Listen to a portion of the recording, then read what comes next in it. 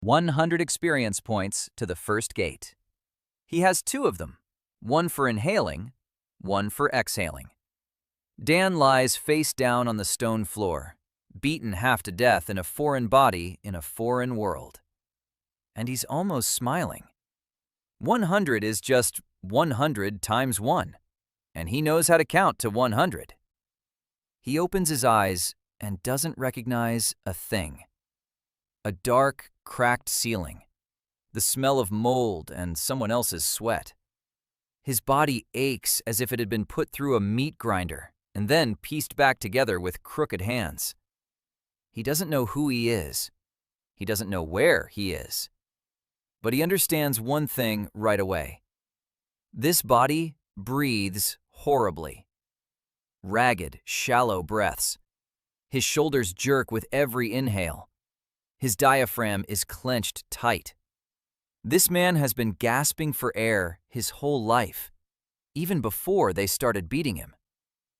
Somewhere to the right, someone is beating someone else with a stick and counting. 12, 13, 14. So Dan turns his head. A dozen skinny boys in gray bandages line the stone walls. Some are sleeping. Others are staring into the void with dead eyes.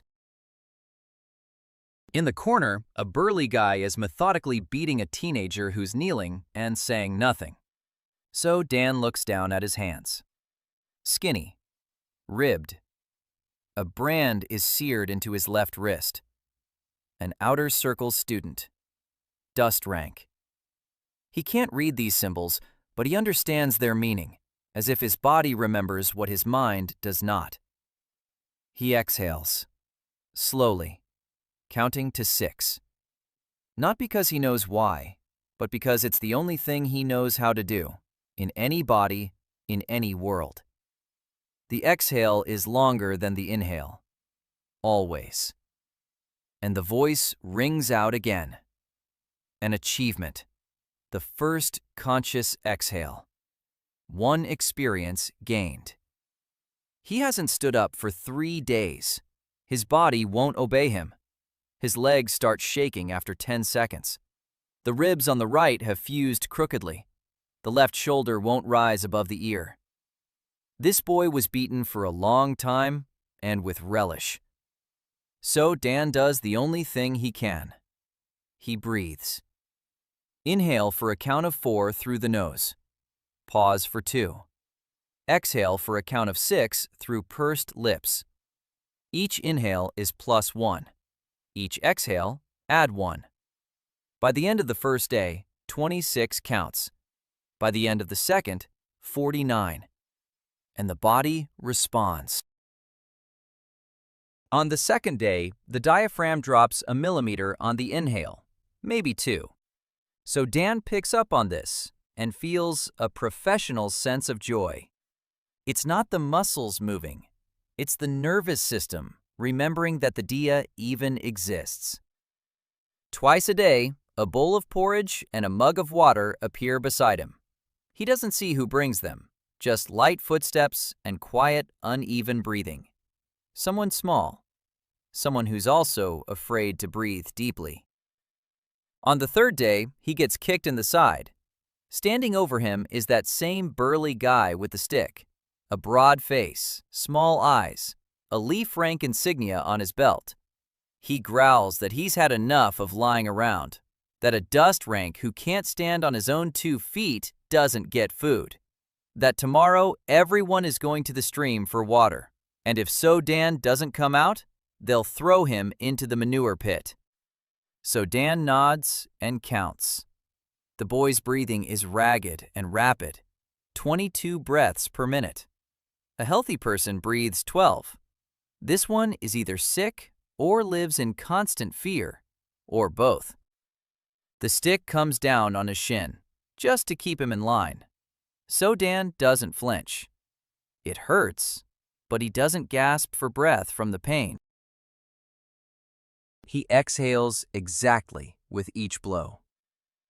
The pain squeezes him in as he inhales. It lets go as he exhales. His voice rings out. an achievement. He didn't hold his breath during the blow. Plus 10 experience points.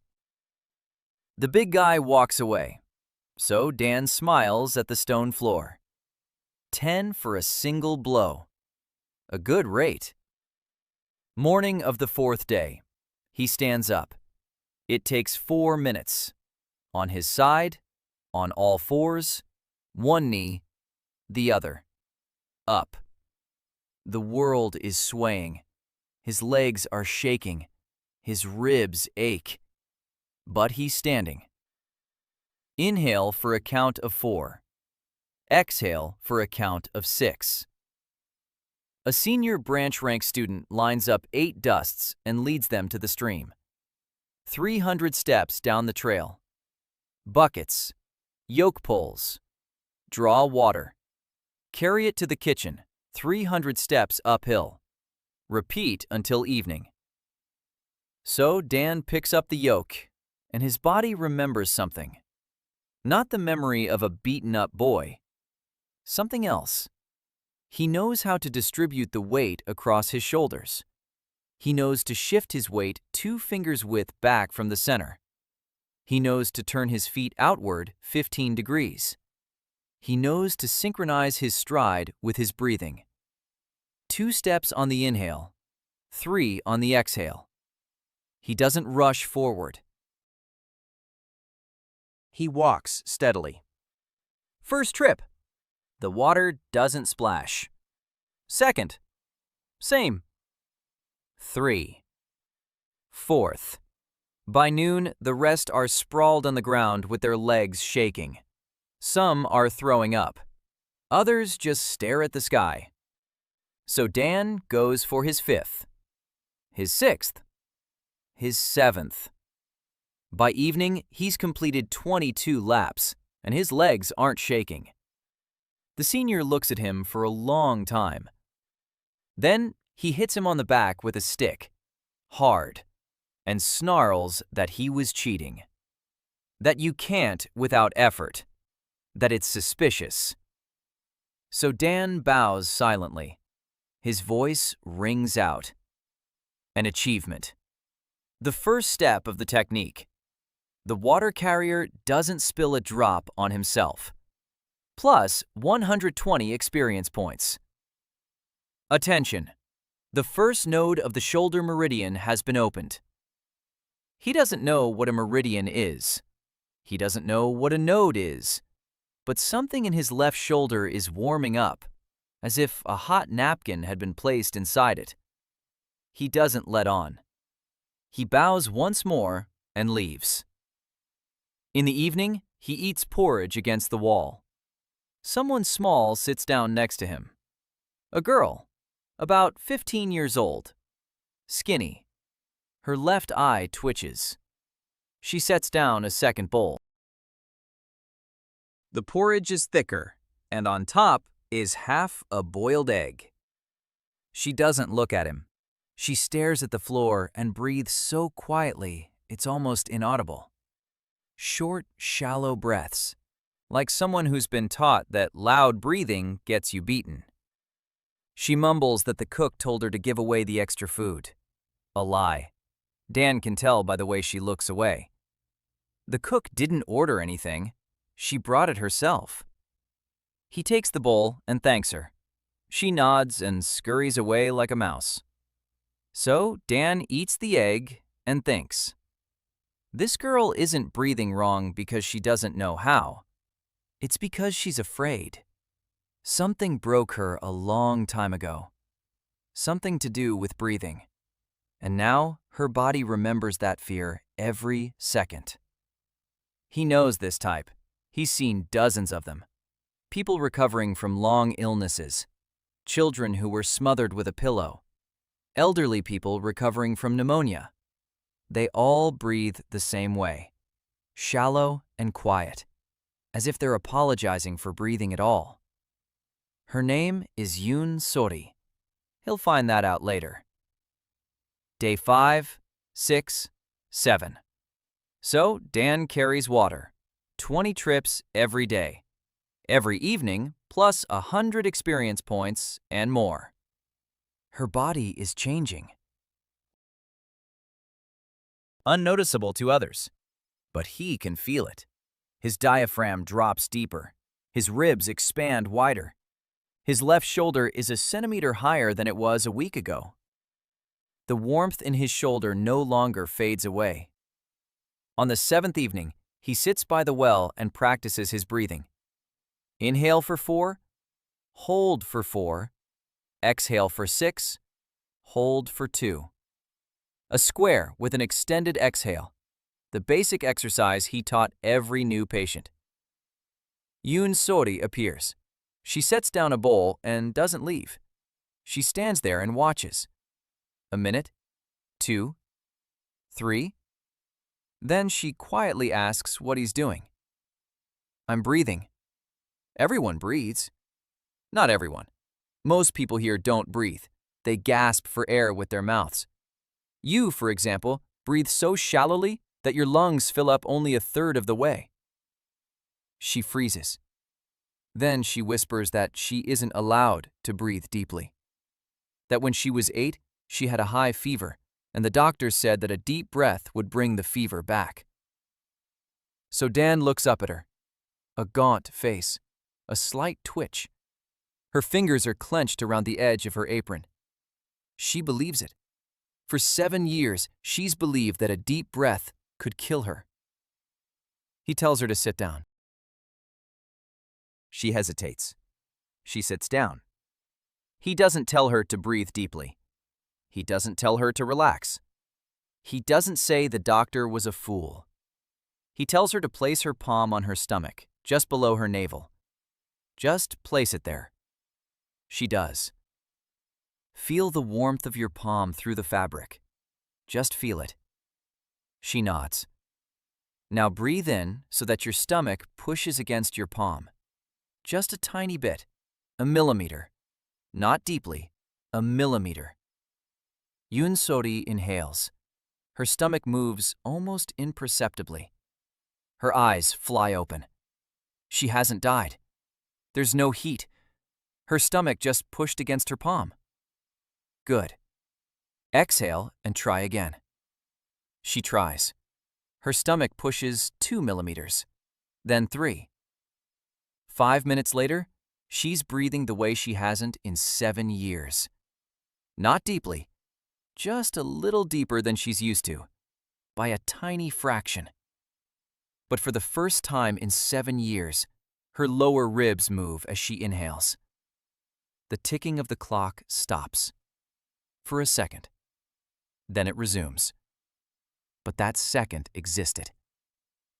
Yoon Sori looks at So Dan as if he'd given her something priceless. She says nothing. She stands up and leaves. The bowl remains. Inside it is half a boiled egg again. In the second week, pain came to So Dan. Not that dull, aching pain he'd grown accustomed to from day one. A different kind. Sharp. Burning. It came at night and woke him with a jolt.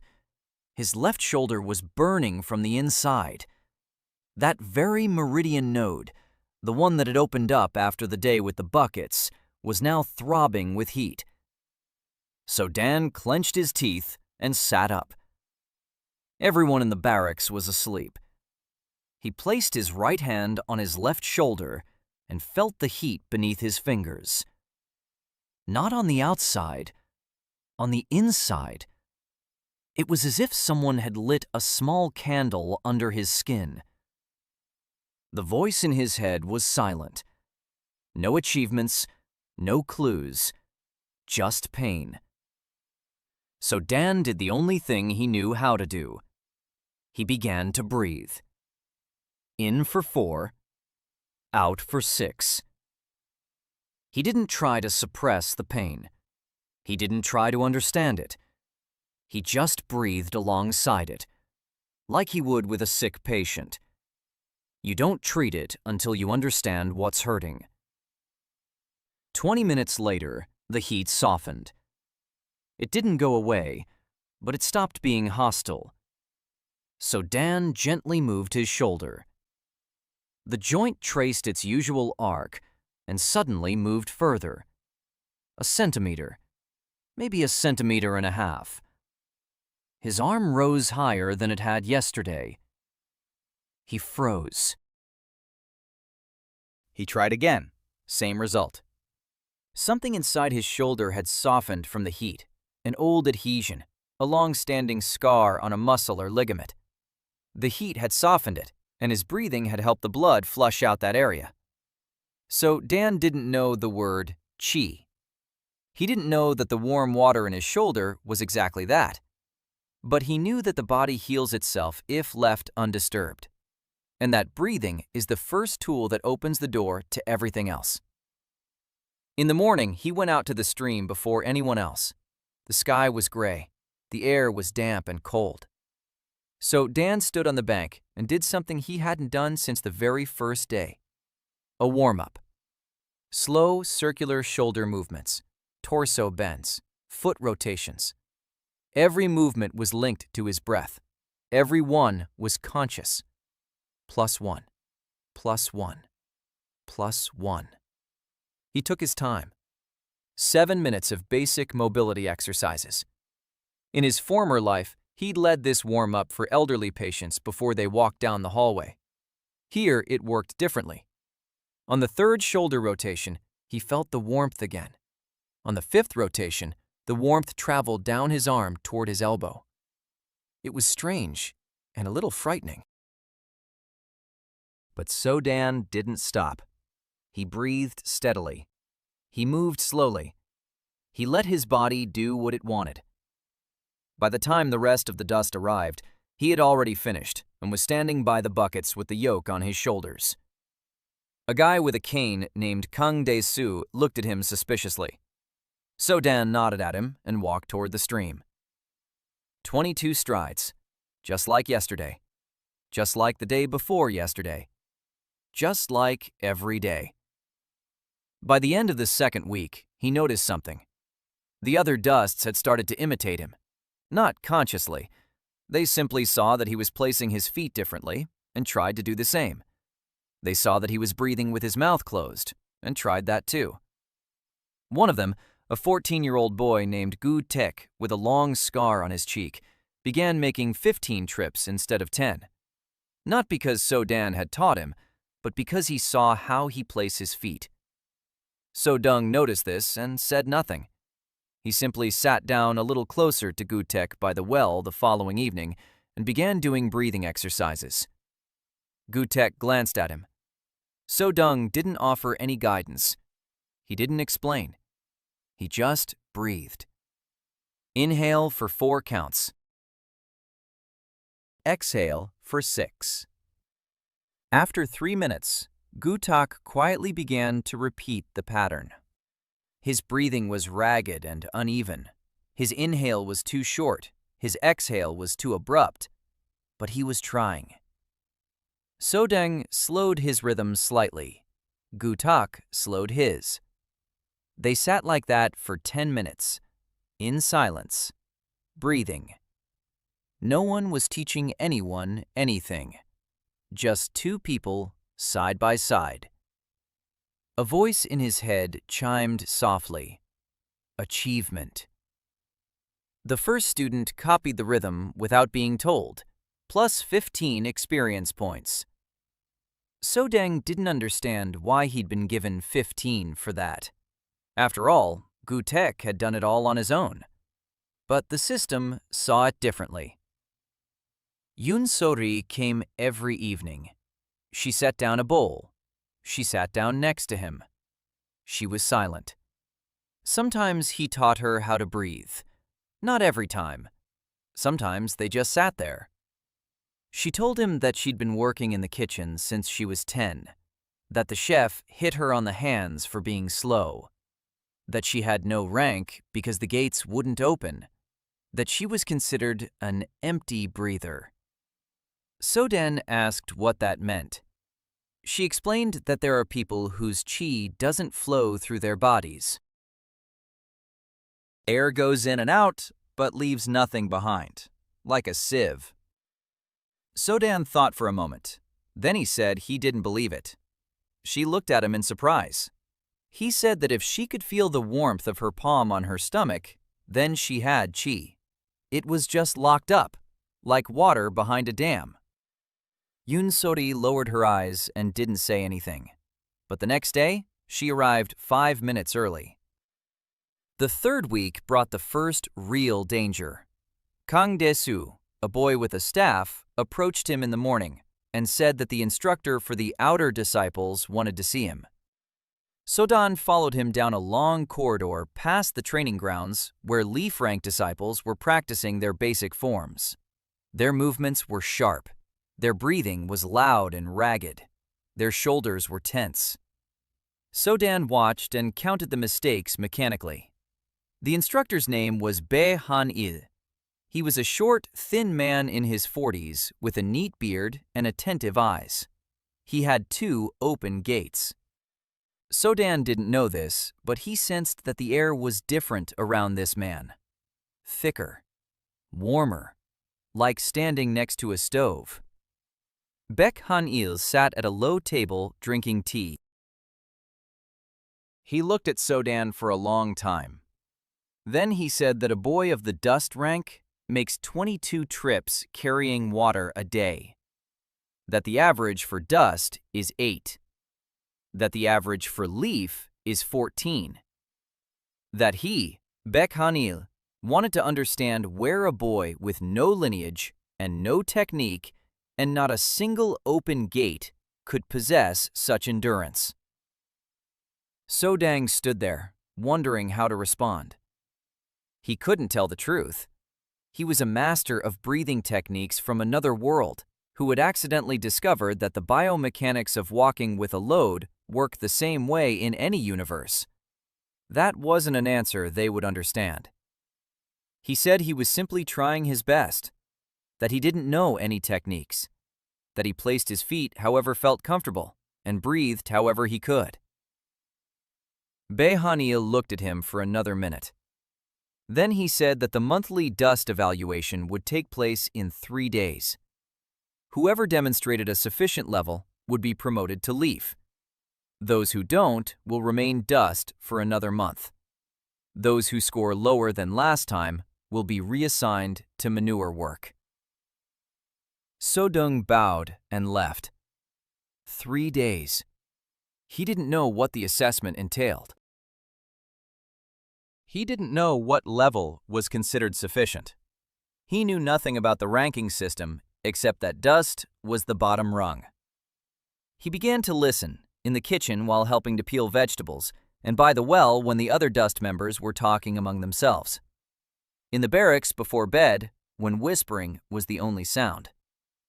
The test consisted of 3 things. Running along the trail around the sect, about 3 li, that's about 1.5 kilometers. Holding the basic stance for as long as you can hold it, and 1 strike, any strike with any limb. The instructor evaluates the strength and accuracy. So Dan could pass the run, the standing test too. But the strike? He didn't know a single combat technique, not a single skill. So Zhe's body had never been trained for combat. He was the sect's weakest student, and everyone knew it. So Dung thought about it for 2 evenings. Then he made up his mind. He wouldn't strike like a fighter. He would strike like a person who understands how the body works.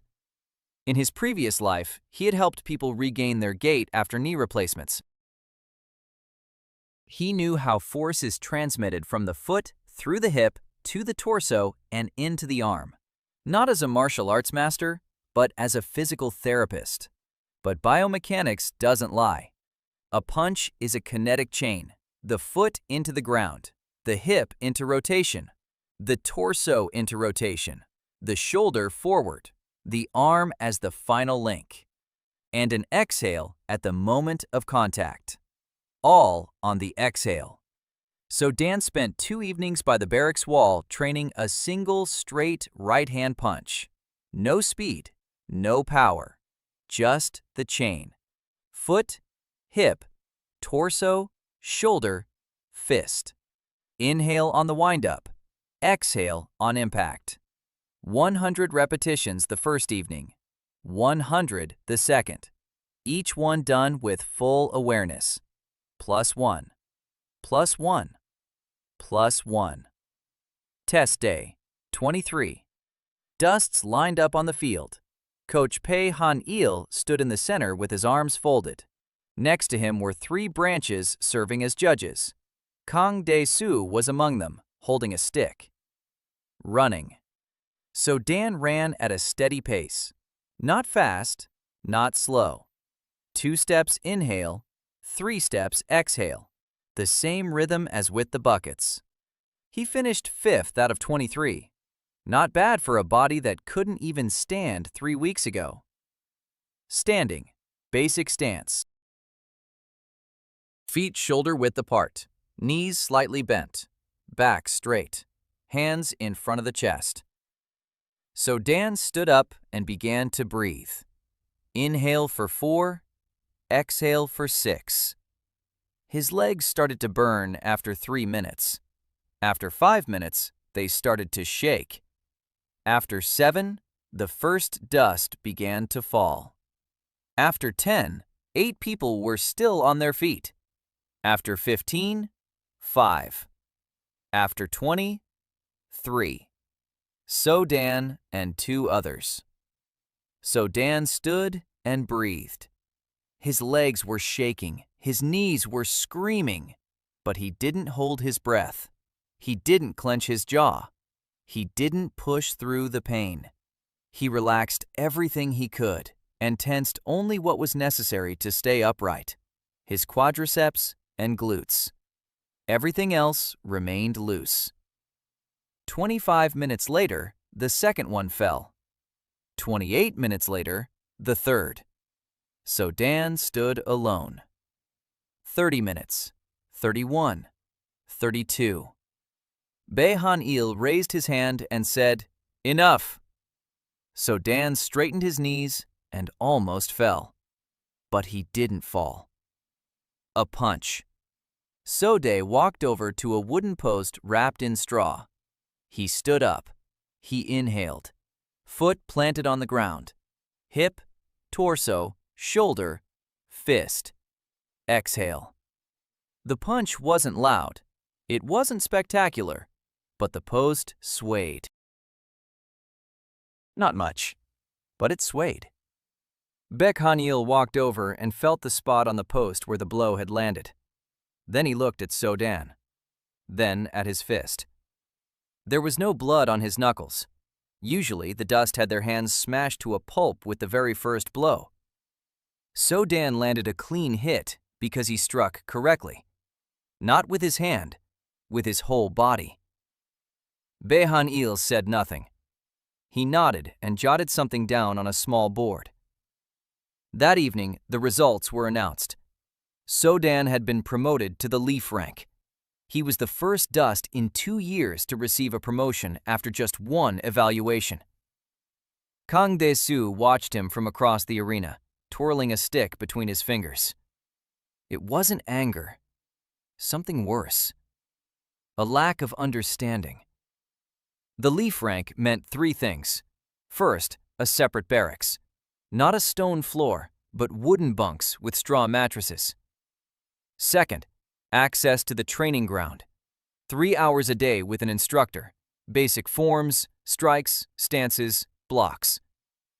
Third, 2 meals a day instead of 1. So-dan got a spot on the bunks by the wall and a mattress that still smelled of its previous owner. He didn't sleep the first night in his new place.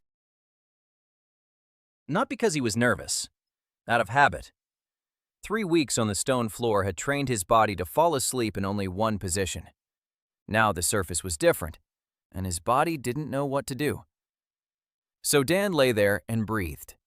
In for 4, exhale out for 8. Longer than usual.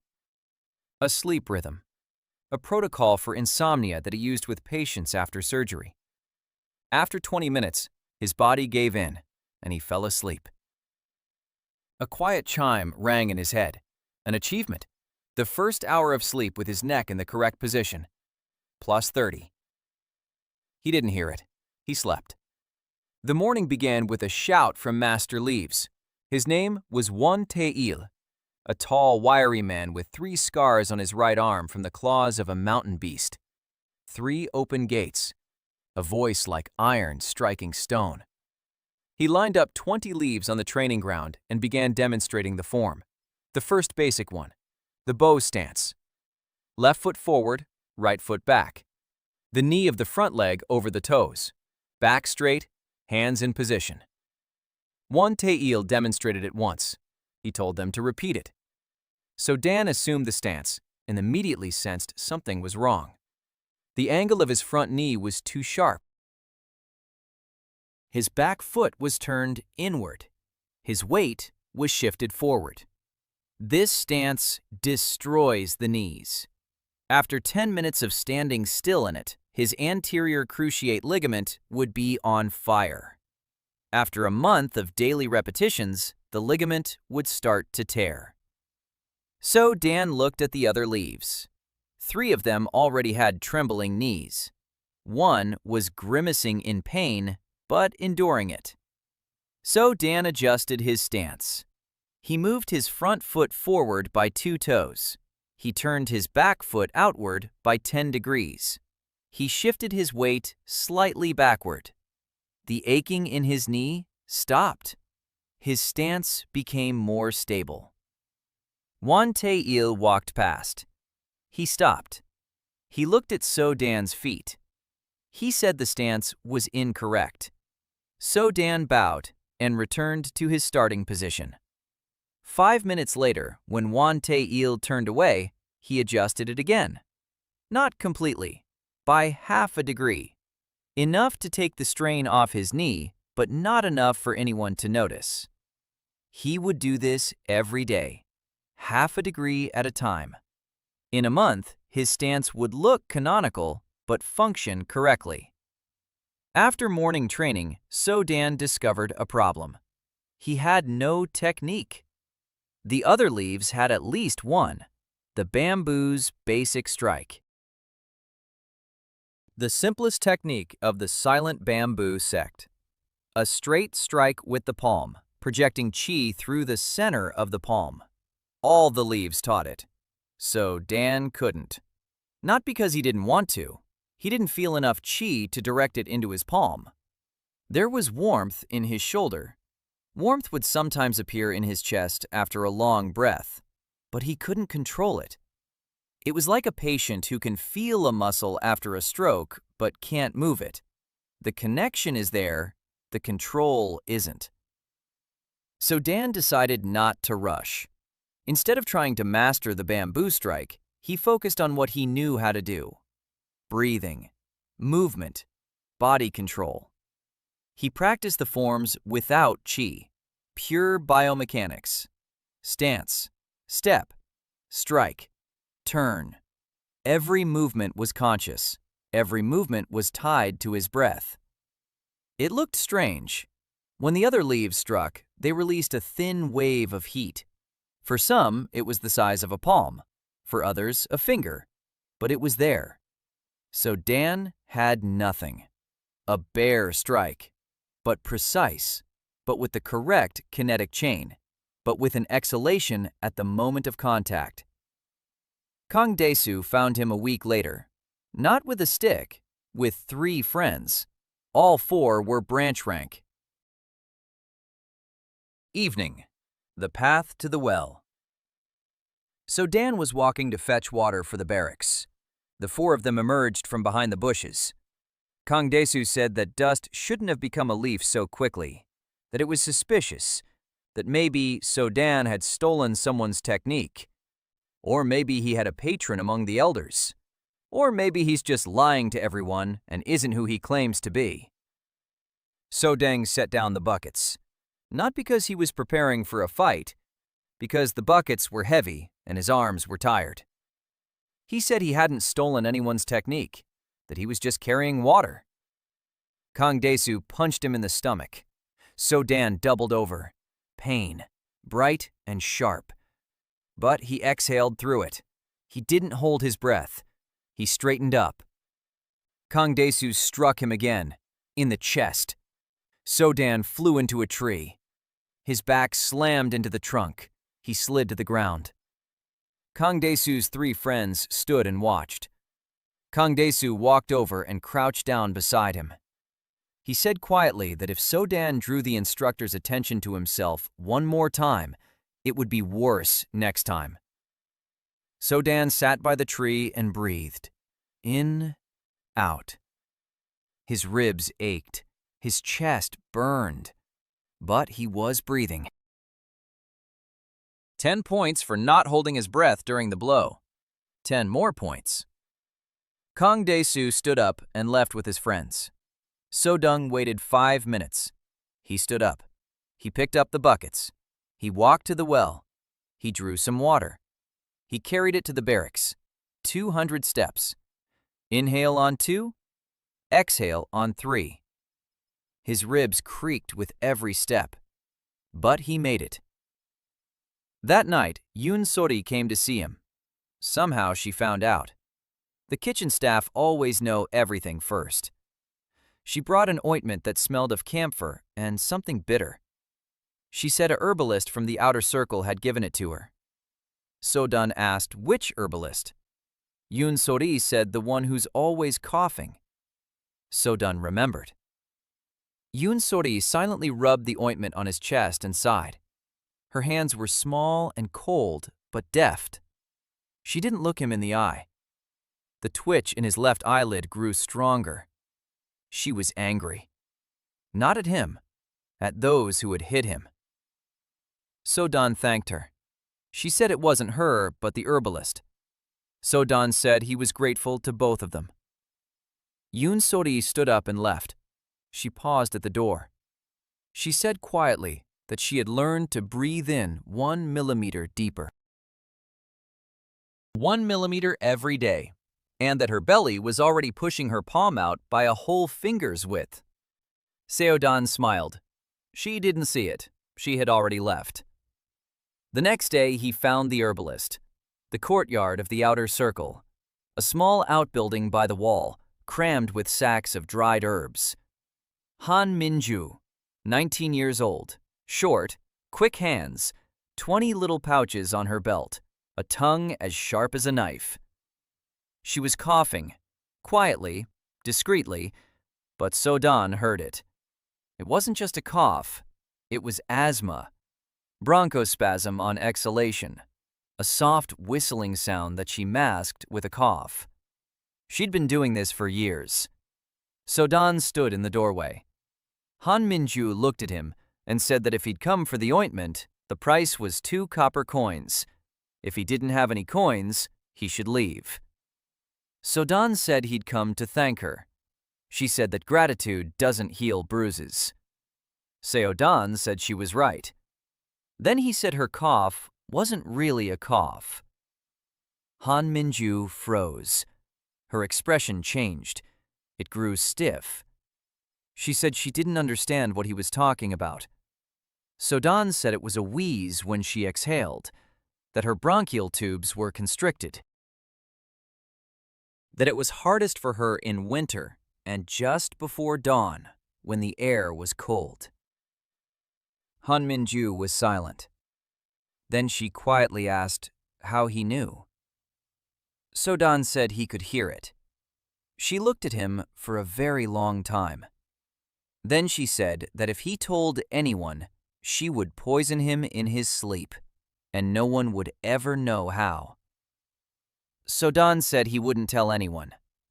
Then he said he could help, not cure her, but ease her suffering. Han Min-ju silently gestured toward a bench and told him to sit down.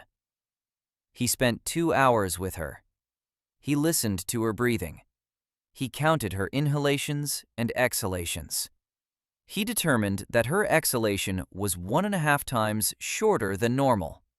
Her bronchi constrict as she exhales, and air gets trapped inside. Classic obstruction. In his previous life, he worked with patients like this every week. He showed her how to breathe through pursed lips, a slow exhalation through a narrow gap. This creates pressure that keeps the bronchi open. Simple. Elementary. But Han Min-ju had never heard of this. Here, asthma was treated with herbs and acupuncture. Sometimes it helped. Sometimes it didn't. No one ever addressed the breathing itself. She gave it a try. Inhale through the nose. Exhale through pursed lips, slowly, counting to 8. The wheezing lessened. It didn't disappear, but it lessened. Han Min-ju closed her eyes and exhaled again. And again. On the third exhale, the wheezing vanished. For 5 seconds. Then it returned, but there were 5 seconds of silence. She opened her eyes. There was something in them that So-dang had seen many times before. Hope. Cautious. Fearful. Like a little animal that had poked its nose out of its burrow and wasn't yet sure it was safe. She asked what he wanted in return. So-dae said nothing. She said that didn't happen. He said it did. A month passed. So-dae counted the days by the notches on the underside of the bunk. 31 notches. 31 dawns on the training grounds. 31 nights of breathing exercises by the well. His counter read 94 out of 100. 6 points to the first gate. He didn't know what that meant. He didn't know what would change when the number reached 100. But his body was telling him. The warmth in his shoulder had become constant. The warmth in his chest appeared every morning after his breathing practice. Sometimes he felt something in his stomach. Not pain, movement. As if something inside were slowly unwinding. Like a spring that had been coiled up many years ago and was now slowly being released. Training was tough. Not physically. Physically, he was progressing faster than any of the leaves. His stance was the best on the court. His strikes were more precise. His stamina was incomparable. The problem was with chi. By this point, all the other leaves could at least channel a little energy into their strikes. A faint glow on their fists. A warm wave when pushing with his palm. So Dan couldn't do it. His body generated chi. He could feel it. But there was a chasm between feeling it and controlling it. Won Tae-il, the leave's mentor, was beginning to lose patience. He would approach So-dan after training and say that physical fitness without chi was an empty vessel. Beautiful on the outside, but useless on the inside. So-dan bowed and remained silent. He couldn't explain that he was working on this every night, that he lay in the dark trying to channel the warmth from his chest to his palm, that every time the warmth reached his elbow and dissipated, like water in the sand. The meridians of this body were in poor condition. Old rib fractures, tight muscles, adhesions, scars on tissues he couldn't even see. So Jay's body had been broken long before Daniel got involved. He had to repair it millimeter by millimeter, every day. Han Min-ju now came to see him on her own, every morning before dawn. They met behind the stable, where no one went at that hour. So-dang showed her the exercises. Breathing through pursed lips. Breathing with an extended exhale. Diaphragmatic breathing while lying down. Breathing with resistance. He drew up a daily routine for her. 10 minutes of breathing exercises while lying down in the morning after waking up. 5 minutes while sitting before bed. Throughout the day, 1 minute of exhaling through pursed lips every hour. Before going out into the cold, 3 deep breaths through the nose, followed by a slow exhale through the mouth. Han Min-ju followed everything with the precision of a clockwork mechanism. She was the kind of person who, once given a tool that worked, used it without hesitation. After 2 weeks, her nighttime wheezing had been cut in half. After 3 weeks, for the first time in 4 years, she slept through the night without waking up from shortness of... She came to him in the morning after that night and silently placed 3 little bags in front of him. One contained herbs for bruises. The second held a powder for joint pain. The third contained something that smelled of honey and bitterness. She said the third was a restorative formula for the meridians, rare and expensive. Her last. So Dan started to refuse. Han Minju looked at him in a way that made him fall silent. She said it wasn't a gift, it was an investment, that she wasn't a fool and could see what he was doing for people, that if he healed himself faster, he'd be able to help more people, and that meant she'd benefit too. So Dan took the pouches. That evening, he brewed the restorative concoction according to her instructions. He drank it. He lay down and began to breathe. Inhale for a count of 4. Exhale for a count of 6. The warmth came immediately. Not from his shoulder, from his stomach. Hot and dense, like boiling water. It rose through his chest to his throat, and for a second he was frightened. But he exhaled. And the warmth flowed downward, through his arms, through his legs. It flowed along pathways he didn't know. Meridians. They were like the beds of dried-up rivers, cracked, clogged. But the warmth flowed through them and softened the walls. So Dung lay there and felt his body from the inside for the first time, in its entirety. Every crevice, every scar, every knot. There were many of them. Dozens. So Chuz's body wasn't just weak. It was damaged. Systematically. Someone had been beating this boy for years. Not just now and then. Regularly. So Dung lay in the darkness and breathed. The warmth slowly washed over one knot after another. It didn't untie them. It simply touched them, getting to know them. Like a doctor who, during an initial examination, places his hands on the patient's body and simply feels. A voice rang in his head. Achievement. First complete scan of the meridians. Plus 50 experience points. Attention. 11 damaged areas detected. Gradual restoration is recommended. Start with the lower dantian. So Dung didn't know what a dantian was, but he knew where it was. Just below the navel, where Yoon So-ri places her palm when she practices breathing. 98. 99. 100 came quietly. During morning training, So Deng stood in the bow stance and breathed, steadily, calmly, just like every day. Wan Tae-il was saying something to the others. So Deng wasn't listening. He could feel the warmth in his abdomen pulsing in time with his breath. Inhale, the warmth expands.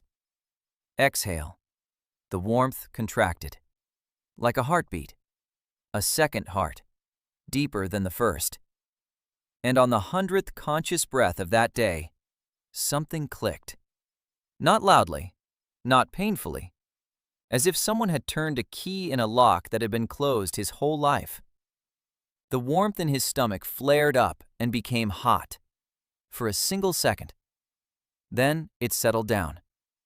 But something had changed. From that moment on, So Deng felt the air differently. He inhaled and sensed that, along with the air, something else was entering him. Subtle, cool, alive. It was qi, not his inner qi, external.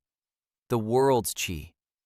It entered with every breath and settled in the place where the lock had clicked, in the lower dantian, drop by drop. The voice in his head rang out more clearly than usual. Achievement. Opening of the first gate. Plus 500 experience points. Attention. External qi absorption activated. Current absorption rate, 1% of the breathing cycle. It is recommended not to increase the workload for 7 days. 1%. Su-dung almost laughed. 1% is not much, insignificantly little. Other disciples who had opened the first gate were absorbing 5 to 10%. But So-dae wasn't discouraged. 1% is 1% more than 0, and 0 was yesterday. He didn't tell anyone. He didn't show it. He didn't celebrate. That evening, he sat by the well, and Yoon So-ri sat beside him. She was breathing. Her belly pushed against his palm. No longer just one finger, but 2. Her breathing had grown deeper, more even. The occasional twitch happened less often. She told him things she'd heard in the kitchen, that Elder Kim was sick and hadn't left his quarters, that an envoy from the White Crane sect had arrived and brought gifts, that Master Bae-han-il had quarreled with Master Won-tae-il over some disciple. So-dan listened. Yoon So-ri knew more about life in the sect than any disciple, because the kitchen was a place where tongues were loosened. So-dang asked which student the instructors had quarreled over. 윤소리는 그를 보았다. 그녀의 왼쪽 눈꺼풀이 떨렸다. 그녀는 그가 그에게서 떠나야 한다고 말했다. 배한일은 서대영이 사립학교로 전학을 가야 한다고 생각했다. One-tail believes a boy without CI isn't worth paying attention to, that his physical results were a fluke, that in 2 months he'd hit the ceiling and stop growing. So-dan nodded. One-tail was wrong, but So-dan wasn't going to prove it to him. It wasn't time yet. He thanked Yoon So-ri. She nodded and left. The next day, she brought him 2 rolls instead of 1. One had a sesame seed on it. She said it tasted better with sesame. It was true. That night, So-dan had a dream for the first time. Not an ordinary dream, a different one. He was standing in a white space. No walls, no floor, no ceiling, only light. And in front of him was a woman. Young, beautiful, with eyes so dark that his gaze drowned in them. She stood there looking at him. Then she raised her hands and began to slowly fold her palms together, right over left. Her fingers were intertwined. Her thumbs touched at the tips.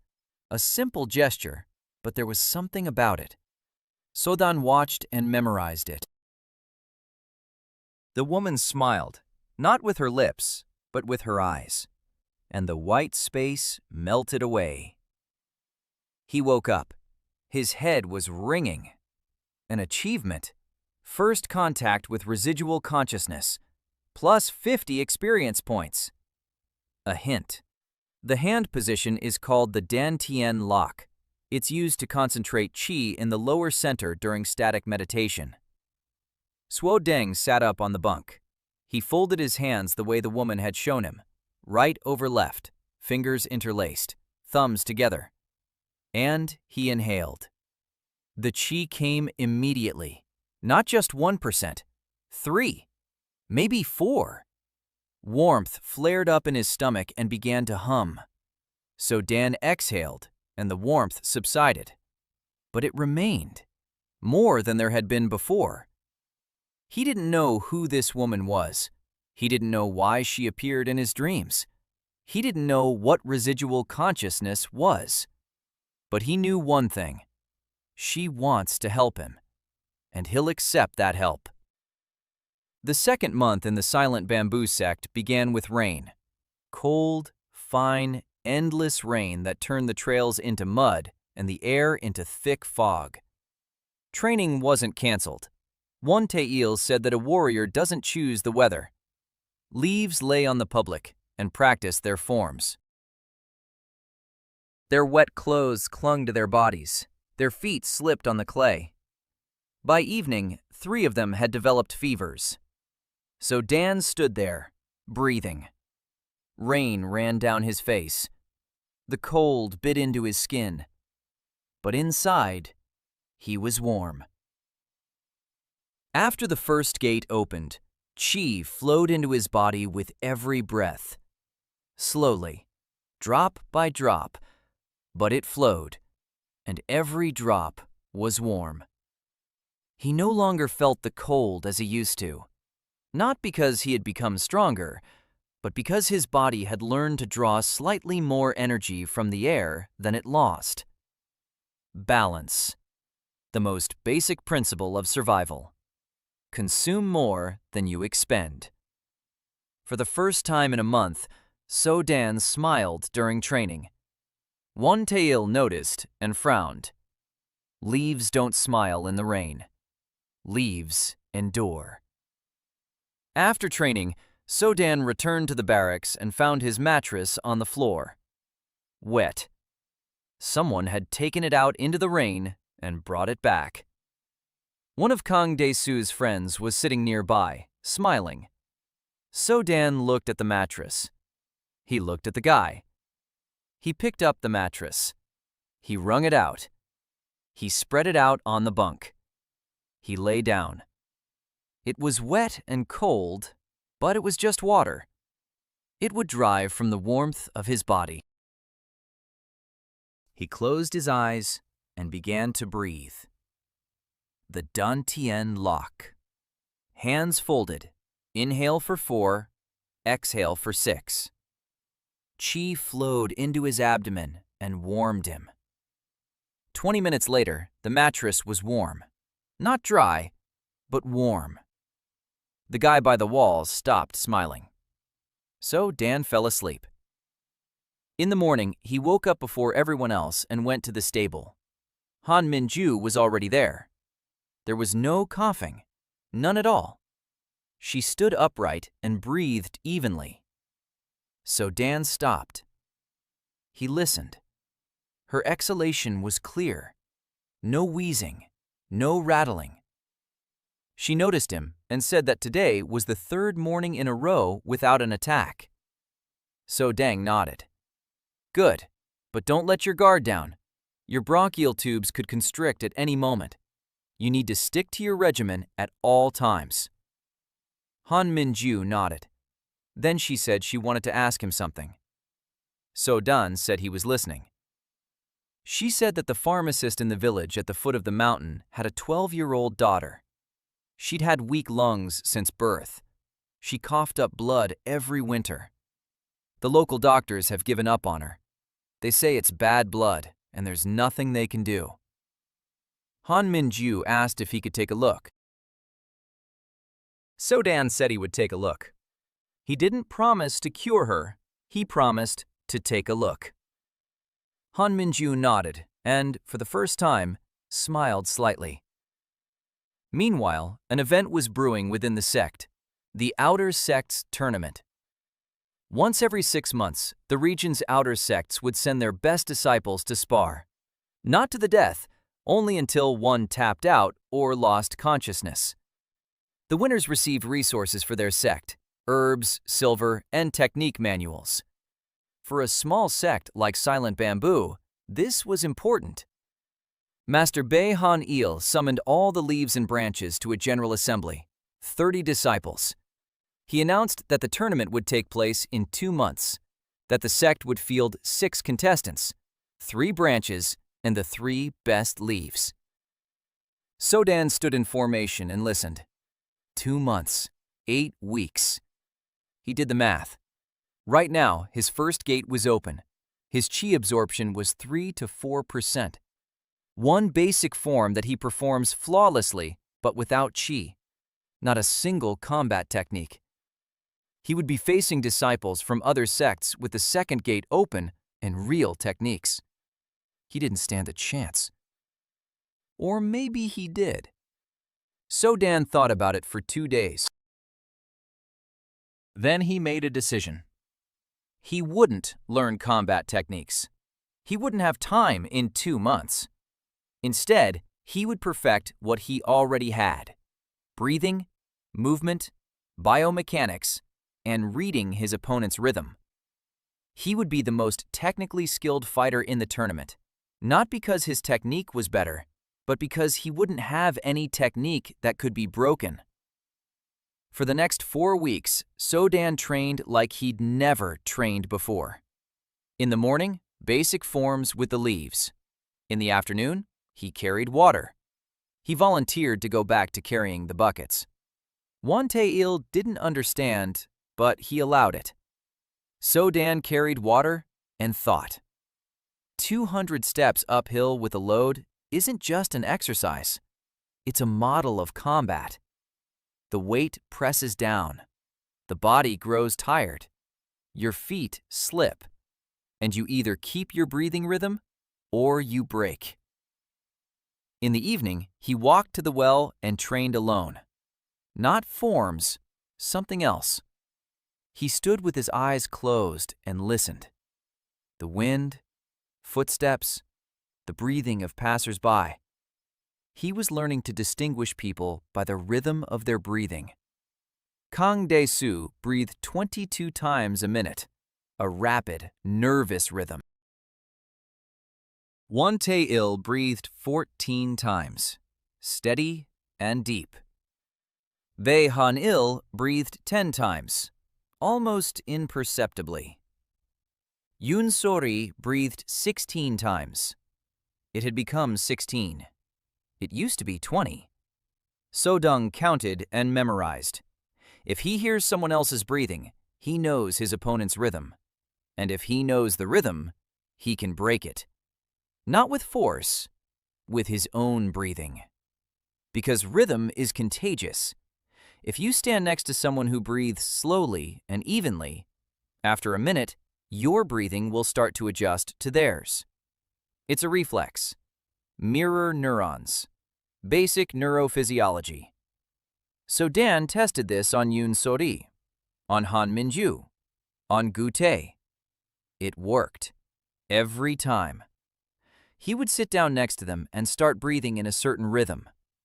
After 2 or 3 minutes, the person next to him was breathing the same way, without even noticing. That was his weapon. Not a strike, not a technique. Breathing. The second gate opened in the 6th week of the 2nd month, as quietly as the first. No fireworks, no light. Just a click inside and a new channel through which warmth flowed. This time, along the spine. So-dang was lying on the bunk in the Dantian lock posture and felt something open up in his lower back, like a valve. Qi surged up his back. It reached his shoulder blades. It split into 2 streams, down his arms to his fingertips. So-dan froze. His fingers tingled, like static electricity. He raised his hand and looked at it in the darkness. He couldn't see anything, but he could feel it. His fingertips were warm. Hot, even. A voice rang in his head. Achievement. Opening of the 2nd gate. Plus 1,000 experience points. Current absorption rate, 7%. It is recommended to continue working on the meridians of the upper limbs. So-dan clenched his fist. Heat gathered in the center of his palm. Dense. Tangible. He could control it. Not perfectly, but he could. He unclenched his fist and directed the heat into his index finger. It obeyed. Slowly, with a delay, but it obeyed. So-dan exhaled. Now he had qi in his hands. This meant that the bamboo strike was no longer just an empty phrase. He didn't try it right away. For a week, he simply practiced moving qi through his hands, from his palm to his fingers, from his fingers back to his palm, from one hand to the other across his chest. Every movement was deliberate. Each one was a step forward. By the end of the week, he could gather qi in his right fist in 3 seconds. Slowly. An experienced fighter does it instantly, but 3 seconds is better than never. On the 8th day, he went out to the training ground in the evening when everyone had left. He stood in front of the straw pole. Inhale for a count of 4. Gather qi into his right palm. Foot planted on the ground. Hip. torso, shoulder, palm forward. Exhale, bamboo strike. The pole shook. The straw at the point of impact turned black, not from fire, from pressure. The chi passed through his palm and slammed into the pole. Weak, barely noticeable.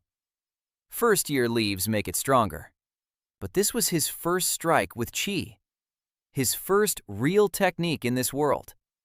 His head was ringing. An achievement. The first application of chi in combat. Plus 200.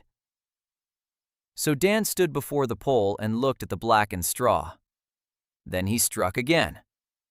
And again. And again. 10 strikes, each slightly stronger than the last, each deliberate, each with the right breathing. On the 11th, his chi ran out and the strike came out empty. So Dan stopped. 11 strikes. That was his limit. For today. Tomorrow, there would be 12. A week before the tournament, So-Dan was sitting by the well one evening. Yoon-sori and Gu-tak were sitting nearby. They were breathing, silently, in rhythm. So-Dan listened to them. Yoon-sori's breathing had become completely different. Deep, steady. Her stomach rose and fell smoothly. The ticking of the century happened once an hour, maybe less. She was a different person. In 2 months. Not because she had become stronger, but because she had stopped being afraid to breathe in. Gu-tak had changed too. His trips with the buckets had reached 18 a day. Not 22 like So-dae's, but 17 was twice as many as in the first week. He didn't know why. He was just following suit. So-dae stood up and said it was time to sleep. Yoon-sori nodded. Gu-tak nodded. They went their separate ways. So-dae lay on his bunk and thought about the tournament. In a week, he would face people who had been training for years.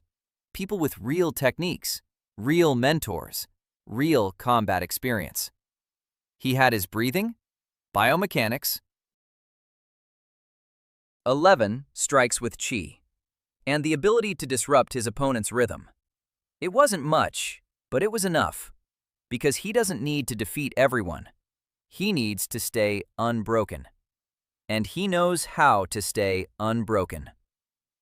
The Outer Sex tournament took place on a plain between 3 mountains, a wide field trampled by thousands of feet, wooden bleachers in 3 rows, the flags of the 12 sects flying on poles.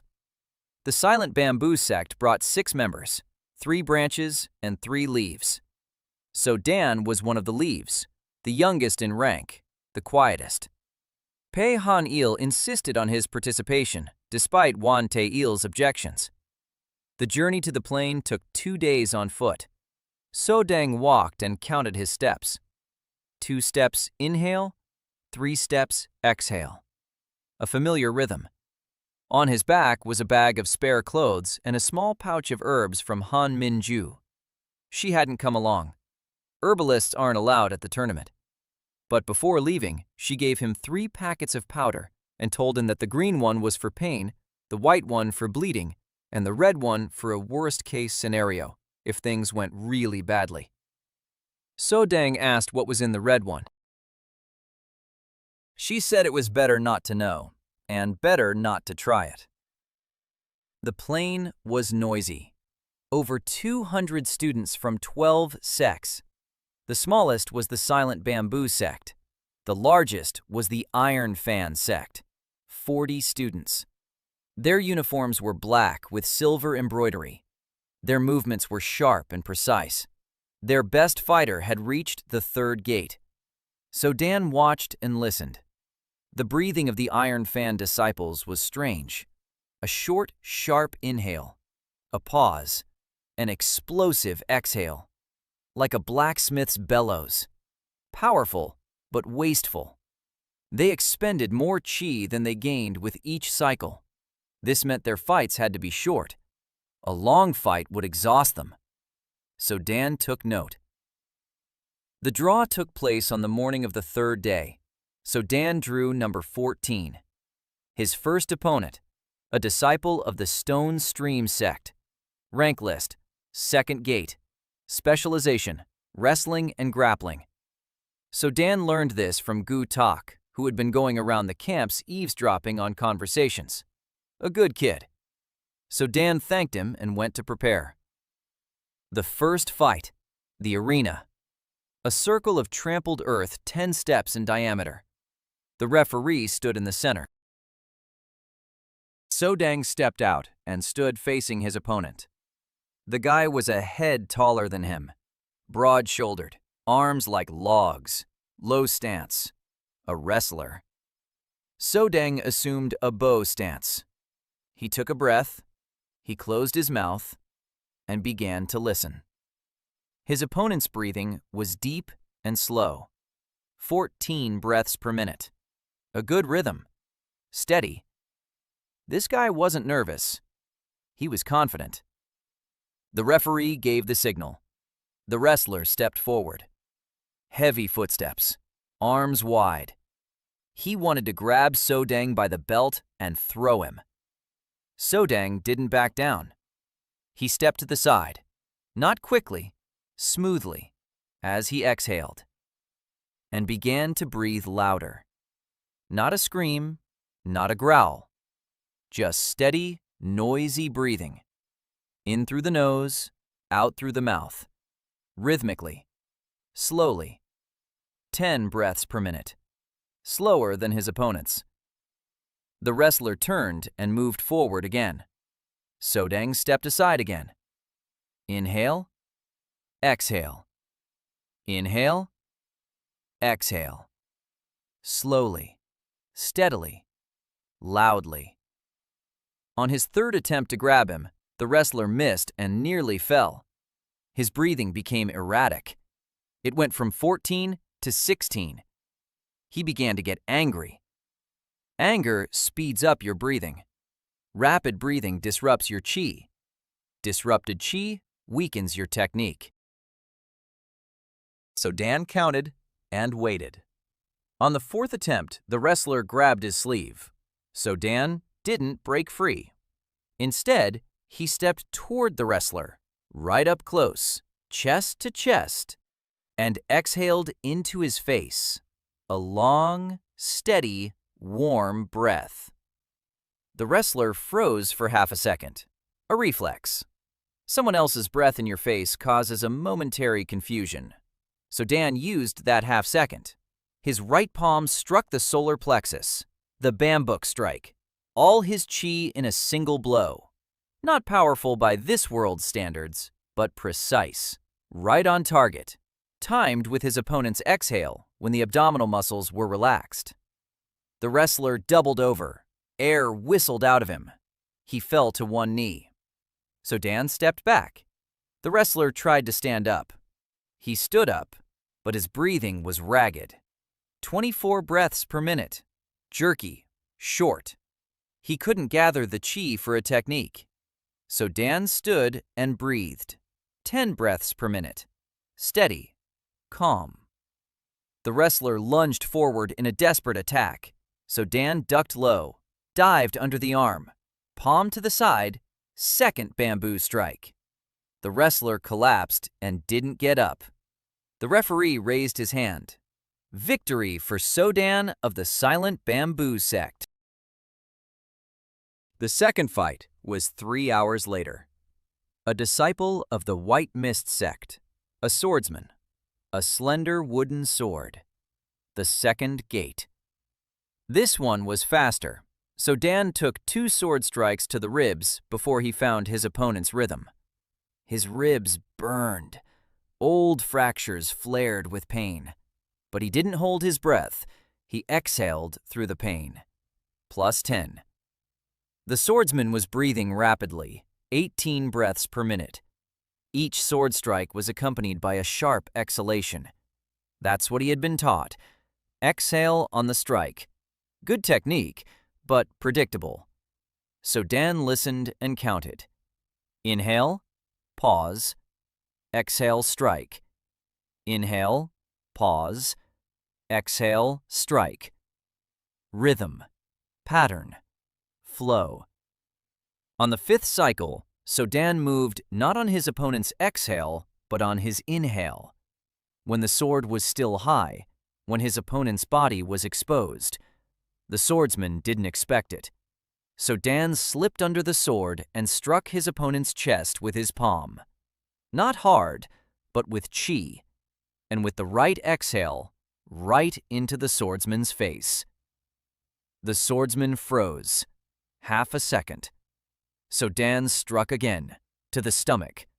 The swordsman flew back 3 steps and fell. He stood up.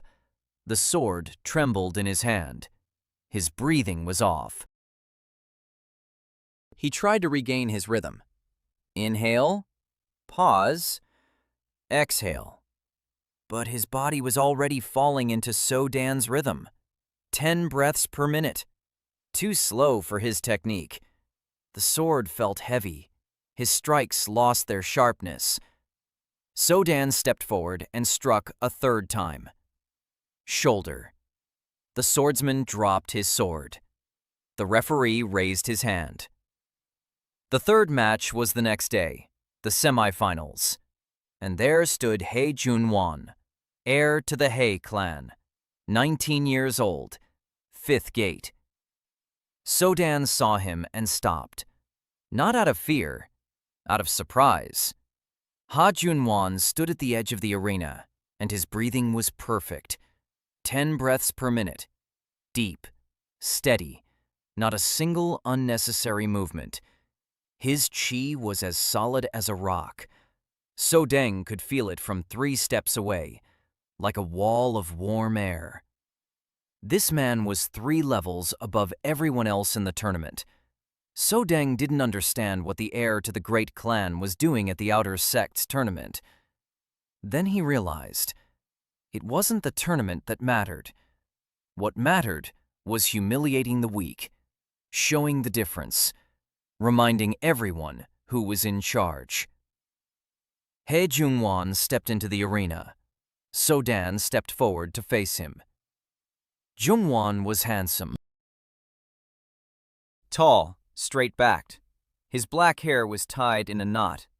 He wore a dark silk robe with the Ha clan crest embroidered in gold. He looked at Sodan, without contempt, without interest, like a rock in the road. The referee gave the signal. Jungwan didn't move. He stood there, waiting. Seo Dae didn't move either. He stood there, breathing. 10 breaths per minute. The same rhythm as Jungwan's. 1 second, 2, 5, 10. The spectators began to whisper. 30 seconds of silence. No one moved. 2 people stood facing each other, breathing. Sodong listened. Jungwan's rhythm was perfect, but lifeless, like a metronome. Steady, mechanical, flawless. But there was a crack in that evenness. Jungwan always breathed the same way, the same depth, the same pause. He didn't adapt. He didn't change. His body had been trained to a single, perfect rhythm and knew no other. Sodan began to change his own, slowly. His inhale was slightly longer. His exhale was slightly shorter. A shift of half a second, then another half second. His rhythm wavered. It became uneven, but not chaotic. Controlled irregularity. Like a jazz musician who plays not to the beat, but to his own beat. Jungwan blinked. His body sensed the foreign rhythm and began to react to it. Not immediately, not strongly, but his perfect 10 breaths became 9.5, then 10.25. His metronome faltered for a split second. Sodang saw it and stepped forward. Junwan struck reflexively, a palm strike with chi. Powerful, fast. Sodang didn't block it. He shifted his torso 3 degrees. The blow whizzed past his temple. The wind from his palm swept the hair off his forehead. Sodang stepped even closer and exhaled. A long, steady exhale right into Jungwon's face. And at the same time, his breathing became even more erratic, ragged, unpredictable. Jungwon's body panicked. His metronome had broken. His rhythm faltered. His chi flowed through the wrong channels. His second strike was weaker than the first. The third was even weaker. Sodang stepped back just enough to avoid each one. He didn't block. He didn't counterattack. He simply breathed beside him. 40 seconds. Junwan was breathing in time with Sodang, not his own, someone else's. And his technique fell apart. Not because it was bad, because it was honed for a single rhythm. And that rhythm was gone. At the 45th second, Junwan stopped. He stood there, gasping for air. 20 breaths per minute. His face was white. He didn't understand what had happened. Sodang stood across from him, breathing evenly, calmly. 10 breaths per minute, just like at the beginning. Junwan looked at him. There was something new. Not anger. Horror. Because Sodang hadn't struck him even once. Not a single blow. He was simply breathing. And that was enough to shatter the technique of the great clan's heir. The referee looked at both of them.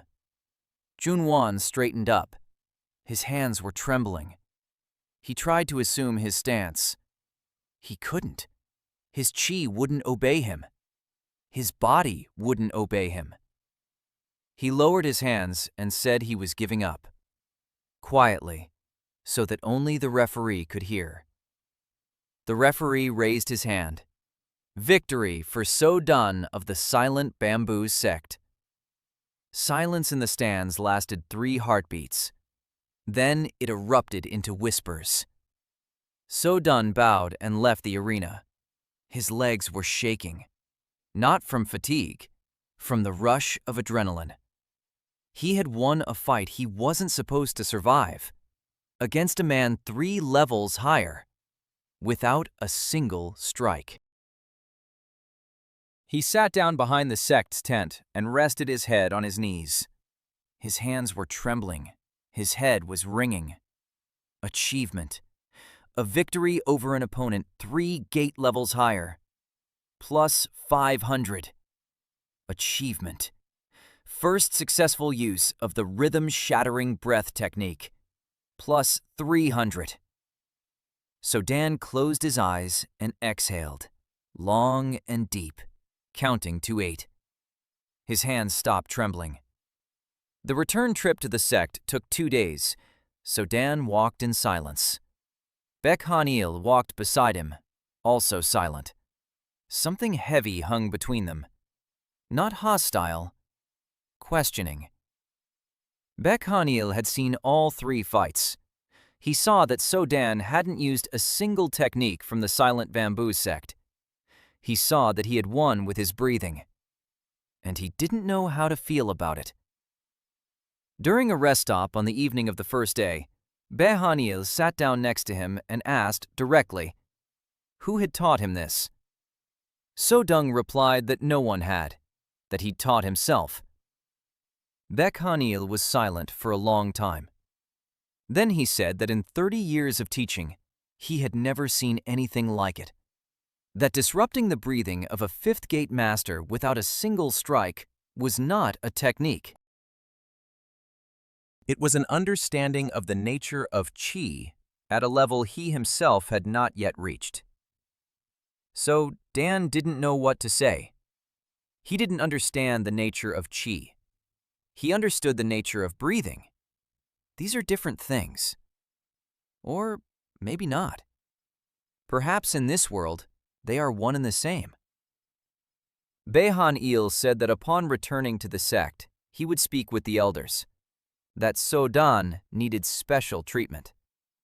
So-dan asked him not to do that. Behan-il was surprised. So-dan said he didn't want to stand out any more than he already had, that attention was dangerous. Behan-il looked at him as an adult, not as the 16-year-old Pil who had become Leaf 2 months ago. Then he nodded and didn't bring up the subject on the road. The sect met them in the evening of the 3rd day. Yoon So-ri was standing at the gate. She saw So-dae and her left eyelid twitched 3 times in a row. Then she ran to the kitchen. 10 minutes later, a bowl of hot noodles with meat was standing in front of him. Meat was a rarity in the Silent Bamboo sect. Yoon So-ri had stolen it from the mentor's supplies. So-dan ate in silence. The noodles were too salty, but it was the best meal he'd had in 4 days. Han Min-ju arrived an hour later. She sat down across from him. She looked at his face, then at his ribs. She said there were 2 bruises from a wooden sword and 1 soft tissue contusion in the liver area. So-dang was surprised. He hadn't told her about the fight with the swordsman. She said she could tell by the way he was breathing. His right side was slightly restricted. That meant his ribs. His exhalation was a second shorter than usual. That meant his liver. So-dang looked at her with respect. She was learning faster than he'd thought. Han Min-ju took out some ointment and began massaging his side. Her hands were firm and precise. She spoke as she worked.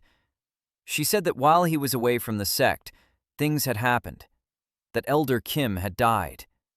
Quietly, in his sleep. That there were now 4 members on the Council of Elders, not 5. That 2 of the 4 wanted to form an alliance with the Hae clan for protection. That the other 2 believed the sect should remain independent. So-dang listened. An alliance with the Hae clan after he had publicly humiliated their heir? That's not an alliance, it's submission. Or a trap. Han Min-ju said she thought the same thing. Then she said the apothecary's daughter was waiting for him, that her coughing up blood had gotten worse. So-dung nodded and said he would go tomorrow. In the morning, he went down to the village, a small settlement of 30 houses at the foot of the mountain. The apothecary, Park Yeon-soo, met him at the doorstep, a short, gray-haired man with weary eyes. His daughter, Park Sul-gi, was lying on a bed in the back room. 12 years old, pale as paper, dark circles under her eyes. She coughed every 3 or 4 minutes, a dry, rasping cough, sometimes with pink foam on her lips. So-dung sat down beside her and began to listen. Her breathing was weak and shallow, 28 breaths per minute, too frequent. Her lungs were working at their limit, but she still couldn't get enough air. He asked her father to step out. Then he placed his hand on the girl's chest, gently, with qi. For the first time, he used qi not to strike, but to diagnose. The warmth from his palm entered her chest and spread through her lungs, and he sensed it. The left lung was functioning normally. The right one wasn't. The lower lobe of the right lung was dense, clogged. Not inflammation, something else. So Dan withdrew his hand and thought. In his previous life, he would have said bronchiectasis, or chronic aspiration, or a congenital anomaly. Here, he couldn't say for sure, but he could help. He couldn't cure it, not right away, but he could help her breathe better with what she had. He showed Pak Silgi how to do postural drainage. Lie on her left side with a pillow under the right side of her chest, head slightly lower than her body, and breathe, slowly, deeply, with the left lung. Don't use the right one. Let it rest. The girl looked at him with her big eyes and did as he said. 10 minutes later, she coughed up a clump of thick, dark phlegm. Then another. Then she began to breathe more freely. Not perfectly, but easier. The apothecary stood in the doorway and wept silently.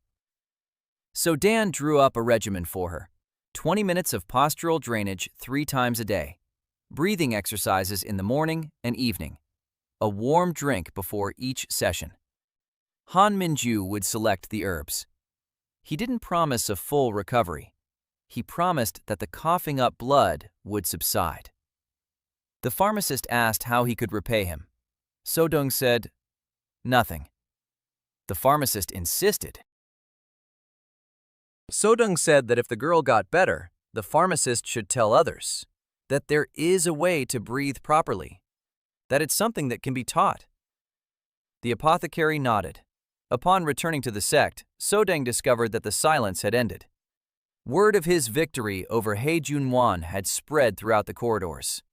The disciples looked at him, some with respect, some with fear, some with envy. Kang Dae-soo no longer approached him, not because he had come to respect him, but because he was afraid. A man who had broken the heir to the great clan without a single blow posed a danger that was impossible to fathom. And an incomprehensible danger is more terrifying than one that is understood. Won Tae-il, the Leaves' mentor, had also changed. He no longer criticized So-don for the lack of chi in his strikes. He didn't speak to him at all. He avoided him during training. He didn't correct him. He didn't praise him. He didn't acknowledge him. That was worse than criticism. It was alienation. So-don realized he had become an inconvenience. He didn't fit into any category. Not a genius, not a mediocrity, not an heir, not an orphan in the full sense of the word. Something else. Something that had no place in the hierarchy of the Silent Bamboo sect. And that frightened people more than weakness or strength. A week after his return, the first assassination attempt took place. So Dan was having dinner in the barracks. Rice porridge, tea, an ordinary evening. He took his first sip of tea and paused. The smell. Slightly bitter. Not like usual. He knew that smell. Han Min-ju had taught him to identify basic poisons. Lesson 3. Yellow root. Not lethal in small doses, but enough to cause convulsions and loss of consciousness for several hours. So Dan set down his cup. He looked around. No one was looking at him. Everyone was eating. Everyone was drinking. He quietly stood up and left. He found Han Min-ju. He handed her the cup. She sniffed it, looked at him, said it was yellow root. Half a lethal dose, not enough to kill, just to knock him out. Why knock someone out for the night? So-dong wondered. If he lost consciousness for the night, he'd be helpless. Someone might come, search him, or worse. Han Min-ju said that the yellow root was hard to come by.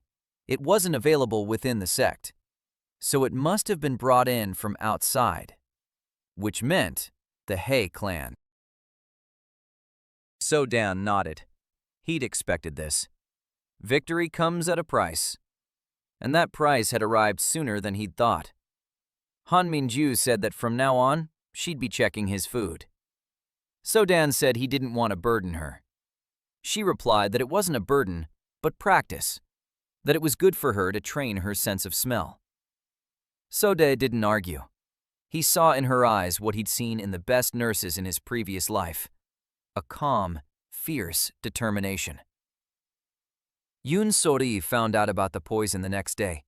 She came to see him that evening with red eyes. She wasn't crying, but she was close to it. She said she wasn't the one who poured the tea. She explained that another girl had covered her shift in the kitchen the day before. That girl had received a silver coin from one of the sect's guests. Yoon So-ri found that girl, and she confessed. The man who gave her the coin was dressed for travel, with no sect insignia. His face was covered. He asked her to slip the powder into So-dan's tea and left that same evening. So-dan listened. Yoon So-ri spoke quickly and quietly. Her tic had returned in full force. Her left eyelid twitched every 5 seconds. She was angry and afraid. So-dang put his hand on her shoulder and told her everything was fine. She looked at him and said that nothing was fine, that someone had tried to poison him, that next time they might not slip in yellow root, but real poison. So-dan said that's why he had Han Min-ju for poisons and Yoon So-ri for information. Yoon So-ri froze. Then she said he was talking as if it were normal. So-dan said it wasn't normal, but it was reality, and it's better to face reality with your eyes open and breathing. The third month in the sect began with changes. So-dae developed what he called the morning routine. 7 movements: neck rotations, shoulder circles, torso bends, spinal twists, hip circles, rising onto the toes, squats. Each movement is synchronized with the breath. Each lasts exactly 10 breaths. 7 movements, 70 breathing cycles, 12 minutes. He did this every morning by the well before dawn. A week later, Gutek came to him. He stood beside him and began to repeat the movements. So-dang didn't object. 2 weeks later, there were 4 of them. Gutek, another dust-ranked member named Oh Jin-ho, a small boy with a squint whom no one would pair up with for sparring, and a girl named Moon Ha-in, also dust-ranked, who couldn't walk straight after falling off a mountain trail and injuring her back. So-dang didn't invite them. They came on their own. He simply went through his round. They just stood nearby. After 3 weeks, there were 6 of them, all pile rank. All those whom the sect had written off. Master Bae Han-il came to watch at dawn during the 4th week. He stood off to the side. He watched. 6 Pule-rank disciples stood in a semicircle by the well and moved in silence, slowly, in unison. Their breathing could be heard in the morning stillness. Steady, deep. The 6 of them breathed as one. Bae Han-il stood there for 10 minutes. Then he left. He said nothing. But that same day, Seo-dae received permission to use the area by the well for morning practice. Officially, with the instructor's seal. Won Tae-il found out and was furious. He went to Bae Han-il and said that a leaf-rank student had no right to teach other students, that it was against the rules, that it undermined the instructor's authority. Bae Han-il replied that Seo-dae wasn't teaching anyone. He was doing morning exercises. The other students were simply alongside him. Technically, there was no violation. Won Tae-il said that was just splitting hairs. Bae Han-il agreed. But he didn't revoke the permission. So-dong didn't know about this conversation. He found out later from Yoon So-ri, who had overheard it in the kitchen. Right now, he was preoccupied with something else. His body was changing faster than he'd expected. The second gate was functioning steadily. His chi absorption had reached 10%. 12 bamboo strikes in a single training session. Then 13. Then 15. The meridians in his arms were gradually clearing. Every evening, he lay in the Dantian lock posture and guided his chi through the channels. He found blockages. He didn't force his way through them. He softened them with his breath, like a river that doesn't break a rock but flows around it, slowly wearing it down. Of the 15 damaged areas, he cleared 3: the shoulder, the left wrist, and the lower part of the right lung. 8 remained. Each cleared area brought progress, not sudden, but gradual. Qi flowed more freely. His body moved more easily. His sleep grew deeper. The voice in his head noted every step, an achievement. The left wrist meridian has been restored, plus 80, an achievement. For the first time in 3 years, normal qi circulation in the right lung, plus 100. In 3 years! This means that Sujia's body had been damaged at least 3 years ago, since he was 13. Someone started beating this boy when he was 13 and didn't stop until the end. Su Deng worked with each of the 6 students individually, not during the morning rounds, in the evenings, one at a time. Gutak. His problem wasn't physical. He had a good body, strong, enduring, but his breathing would falter every time someone raised their voice at him. A reflex. A shout equals danger. Danger equals holding one's breath. Holding one's breath equals muscle tension. Muscle tension equals a failure in technique. So Don would have him stand in front of him and speak in a raised voice. He wasn't scolding him. He just spoke loudly. Gutak froze. His breath caught. So Don told him to keep breathing. Inhale, exhale, through the loud voice, through the shouting. Don't suppress the reaction. Breathe right next to her. The first time, Gutak couldn't do it. The second time, he held his breath for 10 seconds, then exhaled. The third time, for 5 seconds. A week later, he was breathing steadily, even when people were yelling at him. Not because he'd stopped being afraid, because he'd learned to breathe along with his fear. Oh, Jinho. His crossed eyes made him a target for ridicule, but that wasn't the problem. The problem was his coordination. His eyes sent 2 different images to his brain, and his body didn't know which one to trust. He stumbled even on level ground. He missed his punches. He couldn't catch the ball. Sodung blindfolded him and told him to practice his forms without sight, relying only on his body's sensations. On the first day, Oh Jin-ho fell every 3 steps. On the second day, every 5. A week later, he completed the entire routine blindfolded, without stumbling even once. His body had learned to trust itself rather than his eyes. When he took off the blindfold, his movements became cleaner. Not perfect, but cleaner. He stopped stumbling. He stopped missing his shots so often. And for the first time in his life, he wasn't last in practice. Moon Ha-in. Back. An injury in the lumbar region. She walked hunched forward, and every step sent pain shooting down her left leg. Sodeng examined her. He placed his hand on her lower back and ran his qi along it. He sensed it. 2 vertebrae were misaligned, not by much, by millimeters, but enough to put pressure on the nerve. He couldn't realign the vertebrae, he wasn't a surgeon, but he could relieve the muscle spasm around them. He showed her an exercise, lying on her back, knees to her chest, and slow rocking. Breathe into your lower back, literally. Inhale so that your lower back expands, not your chest. Moon Ha-in did this every evening. 10 days later, she was standing up straight. Not completely, but enough to walk without pain. She came to see him that evening and was silent for a minute. Then she said she'd thought she'd be hunchbacked for the rest of her life. Sodeng said she wouldn't be. But she had to do the exercise every day,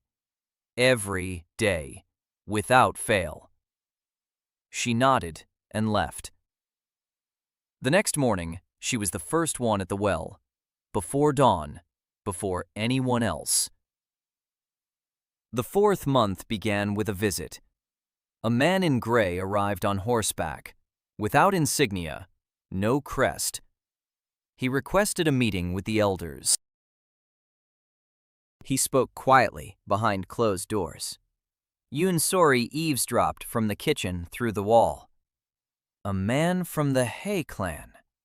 No threats, a proposal. The Hae clan is willing to forget the incident at the tournament if the Silent Bamboo sect hands over their disciple, So Dan, to be trained at the clan school. They'll hand him over, like a piece of property. 2 of the 4 elders were in favor. It was a good way to get rid of an inconvenient disciple, and, at the same time, mend relations with the great clan. 2 were against it.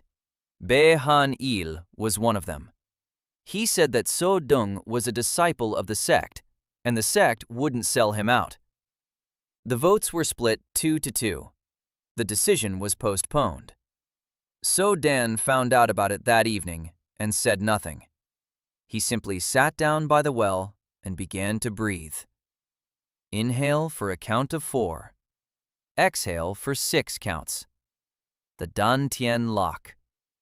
Qi flowed slowly and warmly. He thought, if the sect decides to give him away, he'll leave on his own. Before that happens, he'll take those who want to go with him and leave. He's not an object. He wasn't an object in his previous life, and he won't be one in this one. But until a decision is made, he'll do what he knows how to do. Breathe, teach, wait. That night, he dreamed of the woman again. A white expanse, dark eyes. She showed him something new. Not a hand position, a movement. A slow step forward with a twist of the torso and a simultaneous exhale through both nostrils. The qi flowed not from the dantian, but from the feet, from the bottom up, like a tree drinking water. Suodan woke up and immediately repeated it. He stood barefoot on the cold floor. He took a step. He turned. He exhaled. The qi came from the earth. He felt it through his feet. Cold, heavy, different. Not like the qi in the air. Earthly qi. It rose up his legs and reached his abdomen. And there it met his internal qi. And the two became something third. Denser. Deeper. Suodan stood barefoot on the floor in the darkness and felt his body drinking in the power from beneath his feet. A voice rang out. Achievement. Contact with Earth Qi. Plus 150. A hint. This step is the first element of the lost form of the 10th way. The name? The step of rooting. The 10th way. Suodan stood there and felt the earth rumbling beneath his feet. The 5th month. Winter had come quickly and viciously. The mountains turned white overnight. The stream hadn't frozen, but the water had grown so cold that his hands went numb in 10 seconds. The buckets were covered with a crust of ice. The students were coughing and sniffling. The wind blew through the cracks in the walls of the barracks. So Dan plugged the cracks with rags and showed the students how to sleep curled up so that their body heat wouldn't escape. Basic rehabilitation. The fetal position. The blanket around the legs, not over the body. And 3 minutes of breathing exercises before bed, without fail. The Dantian lock. Qi warmed them from within. Not intensely, but enough to keep them from shivering all night. His 6 students had become more than just a morning exercise group. They stuck together, ate together, trained side by side. Gu Taik became their voice. The loud, confident boy who, 2 months ago, had frozen at the sound of a scream, now spoke for everyone when the instructors asked questions. Oh Jin-ho became their eyes. With or without his eye patch, He saw things others didn't notice. Movement out of the corner of his eye. A shadow around the corner. A person walking differently than usual. Moon Ha-in became their perseverance. She did the morning rounds every day, without fail, even when the temperature dropped so low that the water in the bucket froze. She stood by the well, barefoot in the snow, and breathed. So-dung wanted to stop her. Then he saw that her toes weren't turning blue. Chi was warming her feet. She'd taught herself. He hadn't shown her. She simply breathed so long and so deeply that the chi went where it needed to go. Down, into her legs, into her feet, into the ground. So-dung watched her and thought that perhaps the 10th way didn't need a teacher. Perhaps it simply happens when a person breathes honestly enough. The third gate opened during the first week of winter, at night. So-dan lay on the bunk and performed the Dantian lock.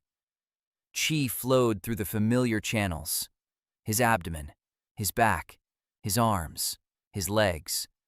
His usual evening practice. And suddenly, the channel continued further.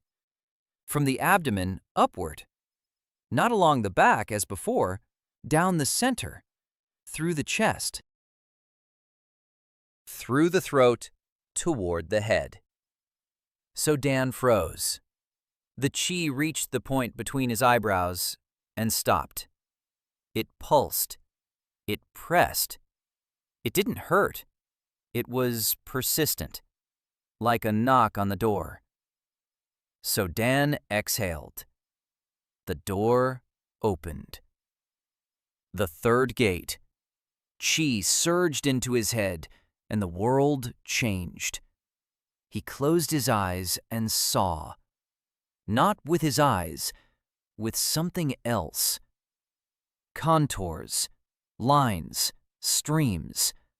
He saw the chi all around him. Warm threads in the air, cold currents in the earth beneath the floor, the faint pulsations of the sleeping students on the neighboring bunks. Each had its own brightness, its own frequency, its own color. Gu Taik was a warm orange. O Jin Ho was a greenish hue. Moon Ha-in was a steady yellow. So Dai-ung opened his eyes. The outlines vanished. He closed them. They returned. Chi vision. The third gate granted chi vision. He lay in the darkness and laughed quietly. His voice rang out. An achievement. The opening of the third gate. Plus 1,500. An ability. Chi vision. A radius of 10 steps. It expands with practice. Chi vision changed everything. Now, when he looked at a patient, he saw more than just the body. He saw the meridians, blockages, damage, leaks. He saw where the chi flowed freely and where it stood still, like water behind a dam. He saw young Sori and finally understood why she was considered to have empty breathing. She had gates, closed, not absent, specifically closed, like a door locked from the outside. Someone or something had sealed her first gate when she was a child. A fever, or treatment for the fever. The healer who told her not to breathe deeply might not have been ignorant. Perhaps he deliberately closed her gates so the fever wouldn't burn out her meridians. He saved her life, but locked away her potential. So Dan looked at the golden lock on her dantian and thought. He could try to open it, but not now. He was too weak. One wrong move and he would tear her channels instead of freeing them. Winter brought not only cold, but also guests. The White Crane sect had sent a delegation, 3 elders and 10 disciples.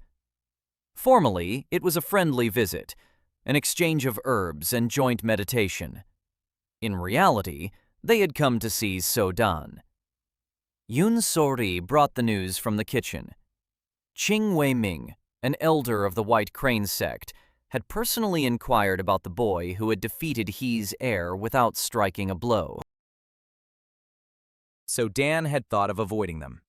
Not to show his face, but Bae Han-il came to him and quietly said that the White Crane sect was not an enemy, that they were one of the few outer sects with real influence, that their support could save Silent Bamboo from the He clan.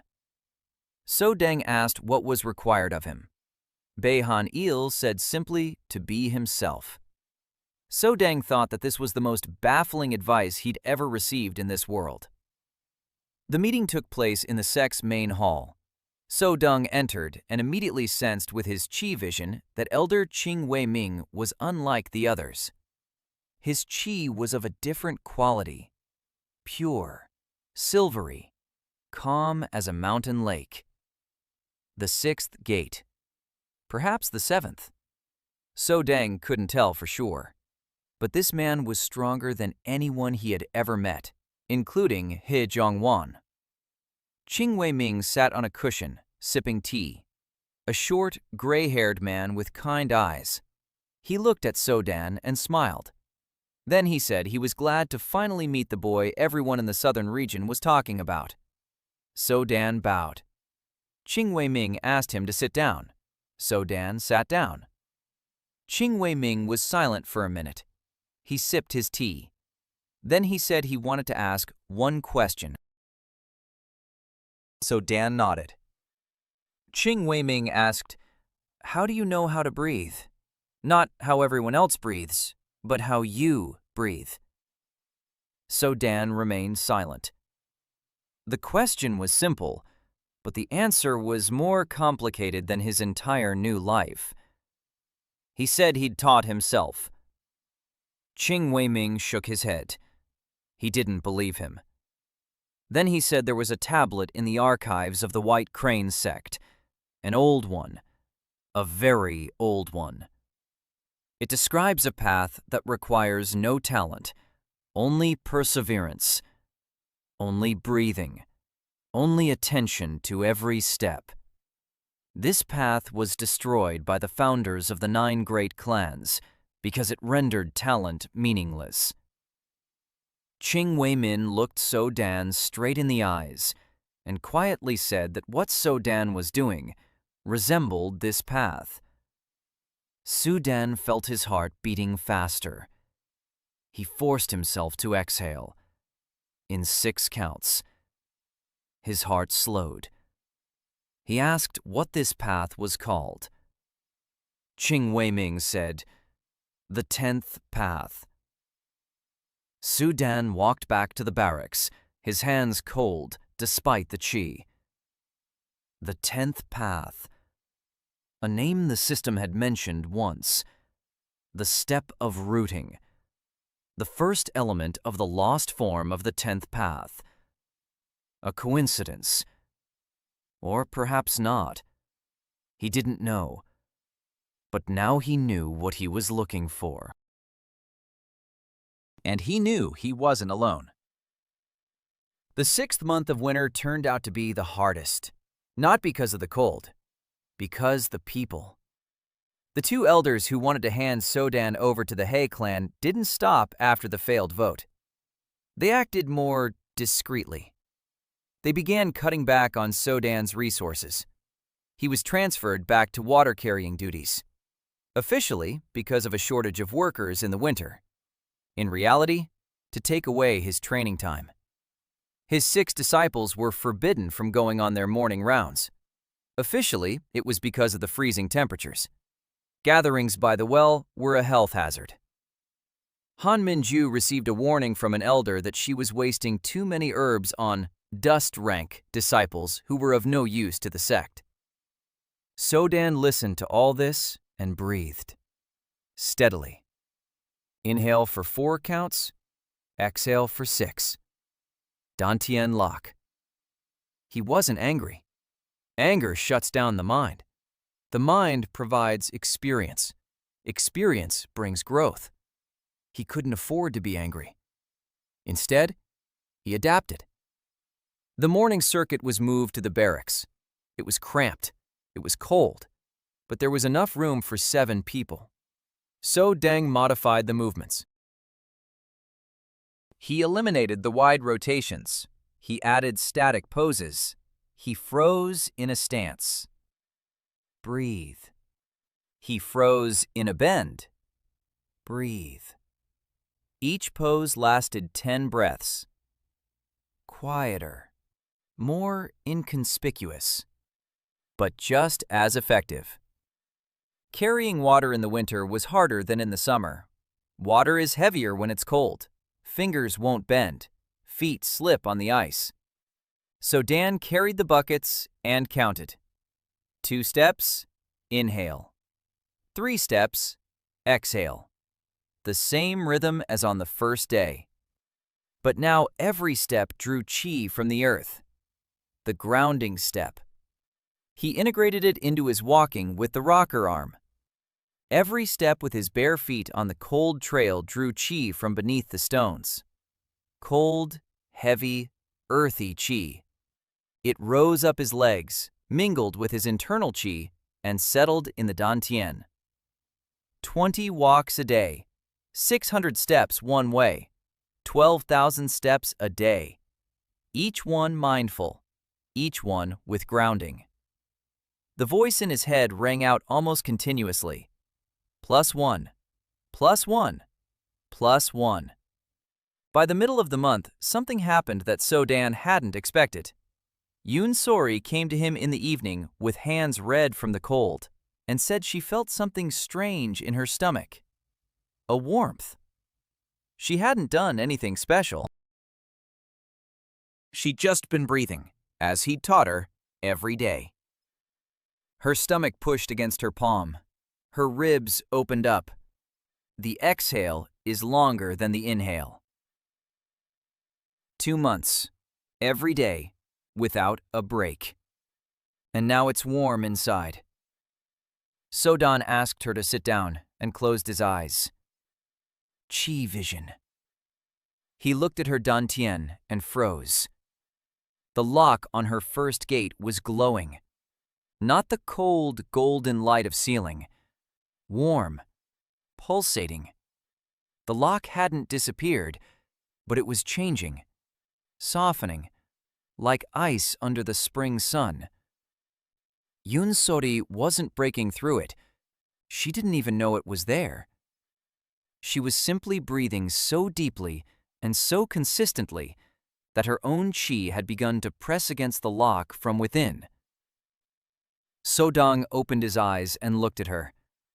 A little girl with a twitch in her left eyelid, who, for 7 years, had been afraid to take a full breath.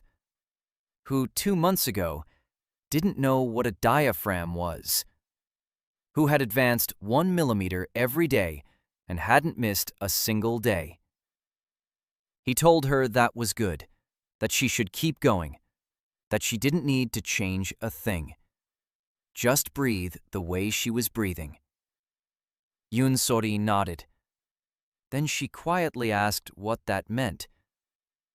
So-Dan thought for a moment. Then he told her the truth, that her gate wasn't broken, that they were locked, that the lock was melting, that if she kept breathing like that for another month or 2, it would melt away completely, and then her first gate would open. Hers, the one who breathes emptiness. The girl who had been written off from day 1. Yoon Sori sat quietly. Then her tick twitched 4 times in a row. Then she stood up and left, without saying a word. The next morning, she was at the well before dawn, barefoot, in the snow, breathing. The 4th gate came a week later, not a click like before, a wave. So Dan stood on the trail with buckets at dawn. A step, grounding, a breath, and suddenly her whole body hummed. Chi surged from the earth like a river bursting its banks, down her legs, down my stomach, down my back, through my arms, up my throat, into my head, and further, upward, to the crown of my head, where the final point of the fourth channel was. The fourth gate. It opened from the earth, not from my breath. So Dan dropped the buckets. Water spilled across the trail. He stood there and felt his body drinking in the world, the air, the earth, everything at once. A voice rang out, long and quiet. Achievement. Opening of the fourth gate through the Earth Channel.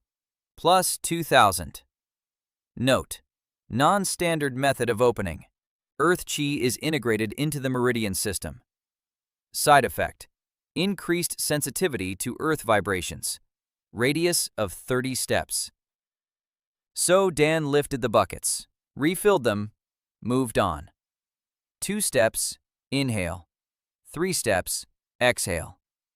His feet felt every stone on the trail, every tree root, every underground stream.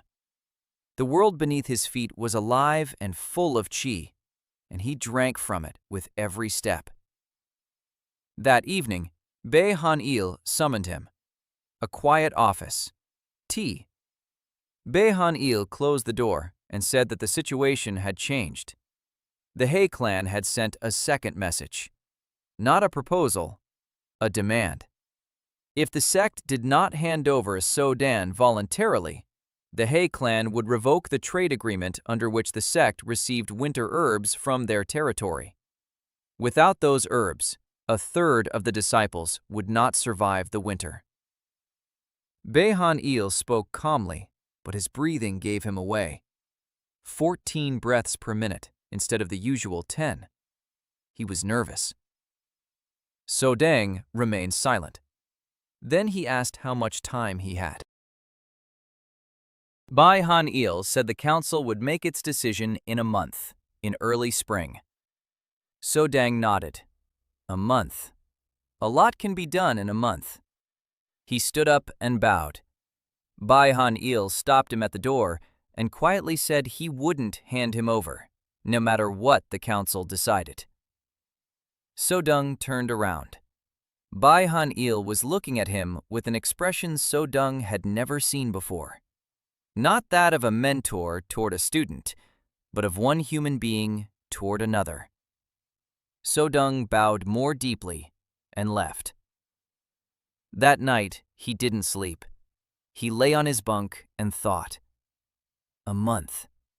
He needed to either become so valuable to the sect that they wouldn't give him away, or become strong enough to leave on his own and take with him those he couldn't abandon. Yoon So-ri, Han Min-ju, Gu Taek, Oh Jin-ho, Moon Ha-in. 6 people, 7 including him. He closed his eyes and saw with his chi vision how they were sleeping in the neighboring barracks. The warm pulsations of living people. His people. Not by the right of blood, not by the right of strength, by the right of breath. He had taught them to breathe. They had taught him not to be alone. So-dung lay there, breathing. Inhale for 4. Exhale for 6. The Dantian Lock. The earth beneath the floor hummed quietly and steadily, like the heartbeat of the world. He did not yet know that in a month everything would change, that the council's decision would be unnecessary, that the He clan would come not with a letter, but with weapons, that winter would end not with spring, but with blood. But he knew one thing. He would not stop. +1, +1, +1. 100. Just 100 times 1. And he knows how to count. Spring arrived 3 days early. Snow melted into muddy streams along the trails. The trees were sprouting their first buds. And along with spring came Che Un-hye. So Deng saw her for the first time on the training grounds. A tall, 22-year-old woman with a long braid and an intense gaze. She stood by the wall, watching the leaves practice their forms. Her chi trail was strange. So Deng closed his eyes and looked with his chi vision. 4 open gates, a powerful, pure flow, but cold, blue and white, and a constriction in the center of her chest. A dense knot of chi that wouldn't budge, like a stone in a river. Everything flows around it, yet it stands still. So Deng opened his eyes. This woman was stronger than any instructor in the sect, and yet her chi wasn't working. The flow was powerful, but lifeless, like a river that flows but doesn't turn a mill. Yoon Sori told him her story that evening. Che Un-hye had been a mentor to the outer disciples 3 years ago, the best in the sect. 4 open gates by the age of 19. The ice heart technique, a family style based on suppressing emotions. The colder the heart, the stronger the chi. 3 years ago, a senior disciple was beating up a boy from Pure, not for discipline, for fun. Yoon-hye intervened. She broke the senior disciple's arm. The Council of Elders stripped her of her rank for violating the hierarchy. They took away her title as a mentor. She was reassigned to menial tasks. Since then, she had lived within the sect like a shadow. She didn't train, she didn't teach, she didn't develop. The 4th gate lay dormant. So-dung listened and understood. The ice heart technique requires inner coldness, but Yoon-hye's heart is warm. She intervened because she couldn't help but intervene, because it pained her to watch. And that warmth destroyed her technique. She couldn't be cold and still remain herself. So she chose herself, and paid for it with 3 years of emptiness. So Deng found her the next morning by the stables. She was grooming a horse, silently, methodically. He stood beside her and said he could see her chi. She didn't turn around. She said she didn't care. So Deng said there was a knot in the center of her chest that was blocking her chi. She stopped her hand. She turned around. She looked at him. A heavy, cold gaze. She said she knew that this knot had appeared the day she broke the senior student's arm, that it hadn't gone away since then, that 3 doctors had examined her and all said the same thing. A conflict between technique and nature. Technique requires cold. Nature provides warmth. They clashed and formed a knot. The solution? Either kill the warmth and restore the cold, or leave it as is and forget about growth. She chose the latter. So Dan remained silent. Then he said there was a third option. She smirked. She said that 3 masters higher in rank than her had said there was no third option. So Dan said that masters are wrong when they look at technology instead of looking at the person. Un-hye looked at him for a long time. Then she said she had nothing to lose. He worked with her for a week, 2 hours every evening. At first, he observed, with chi vision. He studied the knot. It wasn't just a blockage, it was a conflict between 2 streams. The cold stream of technique flowed from top to bottom. The warm stream of her nature flowed from bottom to top. They met in her chest and clashed. Neither could prevail. The result? a dead zone. So Dan thought about it for 3 days. Then he realized, you can't remove the conflict. You have to change the direction. If the warm flow moves not toward the cold one, but alongside it, not from the bottom up, but from the top down, then they won't clash, but will merge. Warm and cold. Not ice, not fire, cool water. He showed her, slowly, step by step. Breathing that begins at the crown of the head, not from the abdomen. Inhale through the nose and imagine the air entering through the crown.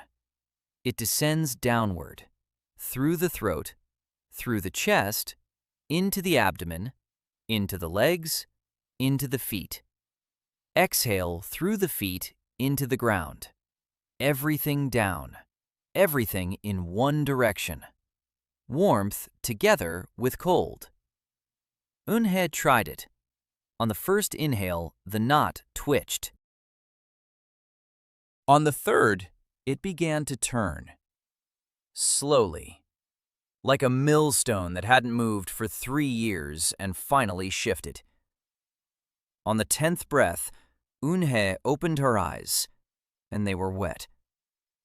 She didn't say anything. She stood up and left.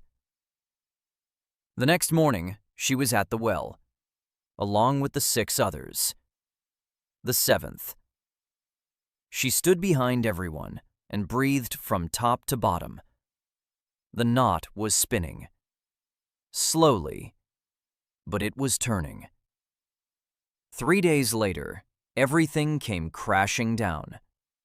So Deng was returning with water along the morning trail when his earth sensitivity picked up a vibration. Many feet, heavy ones, in armor, heading toward the sect from the eastern pass. Not 10 people, not 20, more.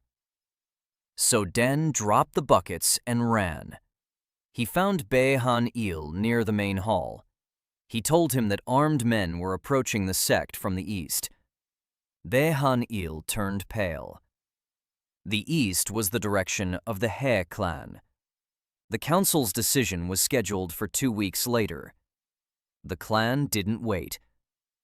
An hour later, 40 warriors in black armor, bearing the He clan crest on their breastplates, appeared on the road leading to the sect's gates. At the front was a palanquin. Inside the palanquin was He Jo-young, the clan elder. Behind the palanquin was He Jung-won. Sodong watched them from the roof of the crayfish, with chi vision. 40 warriors, mid-level 3rd gate, 4 at the 4th gate, He Jong-wen at the 5th. The elder. Sodong looked and then looked away. The elder blazed like the sun. 7th gate, perhaps the 8th. Compared to him, the entire Silent Bamboo sect was like candles before a bonfire. Elder He Jiao-yun entered the sect's gates of the sect, and the air changed. Sodong felt it in his feet. The ground beneath the elder's feet gave way. Not physically, the chi in the earth receded from him like water from a hot stone. This man was so powerful that his presence warped the world around him. 4 elders of the Silent Bamboo sect came out to greet him. 2 of them were the ones who had wanted to hand Sodong over. They bowed deeply. The other 2 stood upright. Bae Han-il was among them. His breathing was steady, 10 breaths per minute. He wasn't afraid. Or perhaps he was afraid, but he wouldn't let fear disrupt his rhythm. Sodong respected him for this more than for anything else. Ha Jo-young didn't waste time on formalities. He sat down in the main hall. He accepted the tea. He took a single sip. Then he set the cup down and said that the Ha clan was taking Sodong's disciple. He wasn't asking, taking, as compensation for the humiliation of the heir. Refusal would be regarded as a declaration of war, and for the outer sect, War with the great clan meant death. The elder spoke calmly. There was no threat in his voice. It was a fact, like the weather. It will rain tomorrow. The sect will be destroyed. It was the same thing. Two of the sect's elders immediately agreed. The third remained silent. Bae-han-il said no, quietly and evenly. He said that the Silent Bamboo sect does not trade in disciples. He Jo-yoon looked at him as if he were a fly. Then he smiled and said he respected his courage. But courage without strength is suicide. Bae-han-il replied that perhaps so, but it was his suicide and he alone would decide when and how. So-dong stood outside the hall door and listened. Han Min-ju was beside him. Choi Un-hye was beside him. Yoon So-ri was beside him. He had made his decision before the elder had finished speaking. He entered the hall. Everyone fell silent.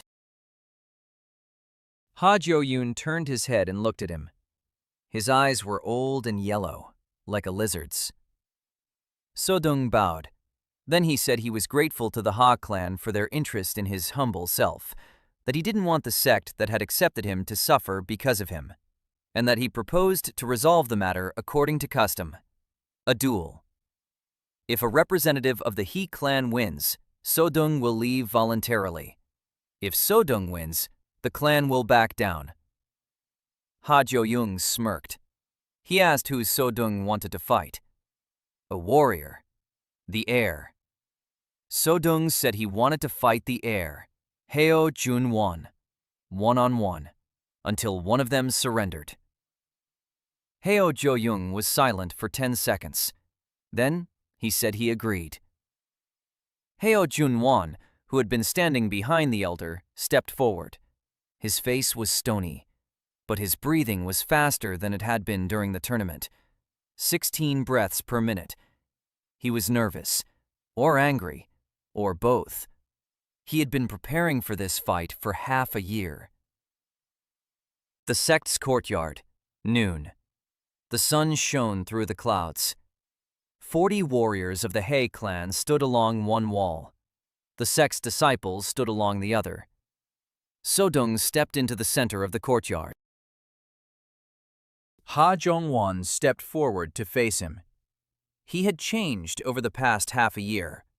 Broad-shouldered, a steely look in his eyes. On his arms were silver bracers engraved with techniques. His chi was denser, purer. He had trained a lot, specifically for this fight. So-dong looked at him with chi vision. The fifth gate, stable, a powerful flow. But So-dong saw it. The right side of his diaphragm was clenched. That very one. The one he'd noticed at the tournament. Jun-won hadn't corrected it. 6 months, and he still hadn't. Because no one had told him. Or maybe they did, but he didn't listen. Pride. The heir to the great clan doesn't take advice from a dust-rank boy. He Jo-young raised his hand, lowered it. The fight began. Jung-won didn't wait. He struck immediately, quickly, powerfully. His palm, charged with chi, sliced through the air. So-dong sensed the blow through his earth sensitivity before he saw it. The vibration of Jung-won's foot at the moment of thrust, half a second before the strike. So-dong moved, not to the side, downward. The rooting step. His foot into the ground, chi rising from beneath his feet. Heavy, solid. He became heavier, more stable. Jung-won's strike passed over his head.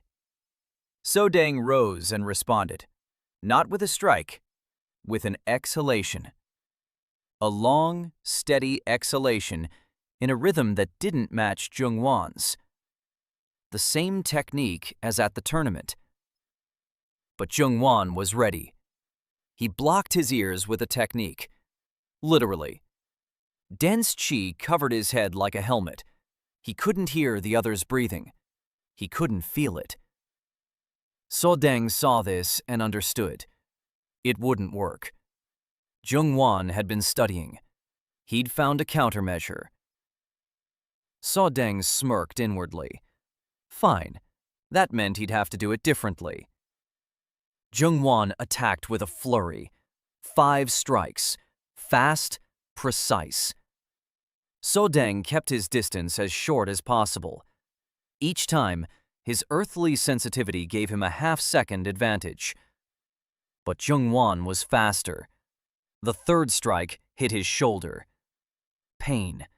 Intense. So-deng exhaled through it. The 4th strike hit his chest. So-deng blocked it with his forearm. His arm burned. Jungwon's chi was like boiling water. The 5th strike. So-deng didn't have time to dodge. Jungwon's palm slammed into his stomach. So-deng was sent flying 5 steps back. He fell. He rolled across the rocks. His ribs, old fractures, howled. His mouth filled with a coppery taste. He lay on the rocks and felt the earth pulsing beneath his back. The voice in his head was silent. No achievements, only pain. So-deng inhaled, slowly, counting to 4. He stood up, slowly. He wiped his mouth with the back of his hand. Blood, a little. Jungwon stood 10 paces away and waited. His chi helmet glowed silver. So-deng couldn't disrupt his rhythm with sound. But rhythm isn't transmitted only through the ears. It's transmitted through the ground. So-deng assumed a stance. Not a bow stance, a different one. Feet wider apart. Feet firmly planted on the ground. Arms lowered. The dantian lock engaged while standing. And he began to breathe. Not just breathe. With every exhale, he sent the energy downward, through his feet, into the ground. His chi entered the stones and radiated out in circles, like ripples from a stone thrown into water. The circles reached Jungwon, touching his feet. Jungwon didn't notice. His helmet protected his ears, but not his feet. So Dan's chi flowed across the ground and embraced his feet. Gently, quietly, like the surf. Inhale. A wave came. Exhale. The wave receded.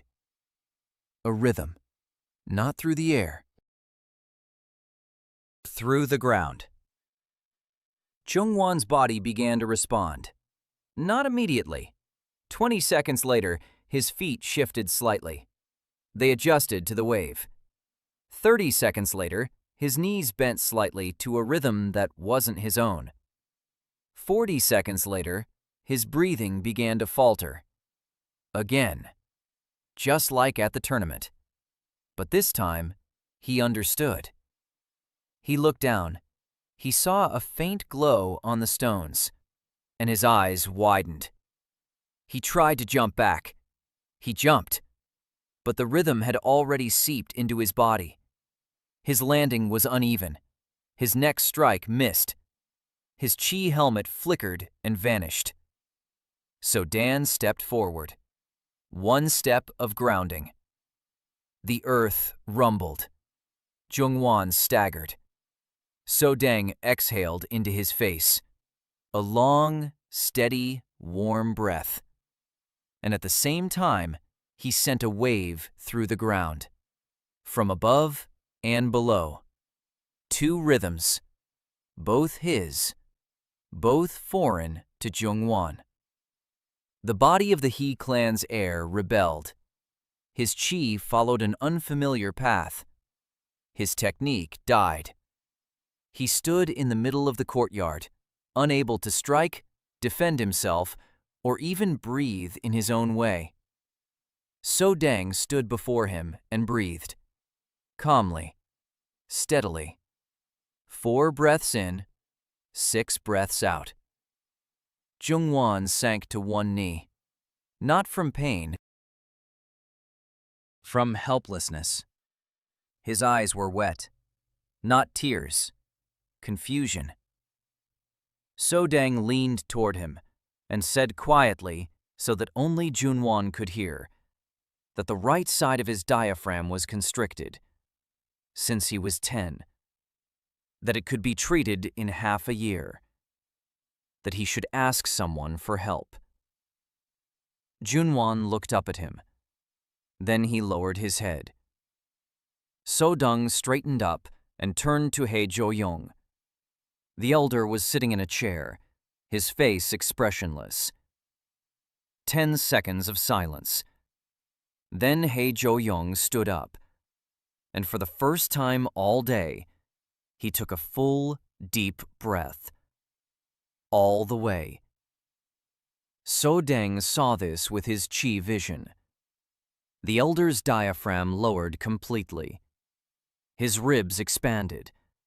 His lungs filled to the brim. The elder looked at So Deng, and there was something new in his yellow eyes. Not anger, not respect, interest. He turned and walked toward the palanquin. 40 warriors followed him. He Jong-wen rose from his knee and followed. At the gate, he turned around. He looked at So Deng. So Deng nodded at him. Jong-wen turned away and left. After the He clan's departure, the Silent Bamboo sect split irrevocably. The 2 elders who had wanted to hand over So-dan declared that he had brought disaster upon the sect, that the He clan would return, that next time they would come with an army, not a delegation, that So-dan must leave of his own accord for the safety of everyone. Baek Han-il objected. The 4th elder remained silent. The votes were again split 2-2. But now the atmosphere was different. The disciples were divided. Half were afraid and wanted peace and quiet. Half had witnessed the duel and wanted to be like So-dung. The split ran along the lines of fear. So-dung didn't wait. On the 3rd day after the He clan's departure, he went to Bae Han-il and said he was leaving. Voluntarily, not because he was afraid. Because if he stayed, the sect would fall apart. And a torn-apart sect wouldn't survive even without the He clan. Bae Han-il was silent for a long time. Then he asked where he was going. So-dung said to a village at the foot of the mountain, to the apothecary Park Yeon-soo. There's an empty house on the outskirts there. He could live and teach there. Not a sect, a homestead. An open school for those who have nowhere else to go. Bae Han-il asked who would go with him. So-dung said whoever wanted to. He wouldn't call anyone. He wouldn't try to persuade anyone. He'd simply leave in the morning and see who followed.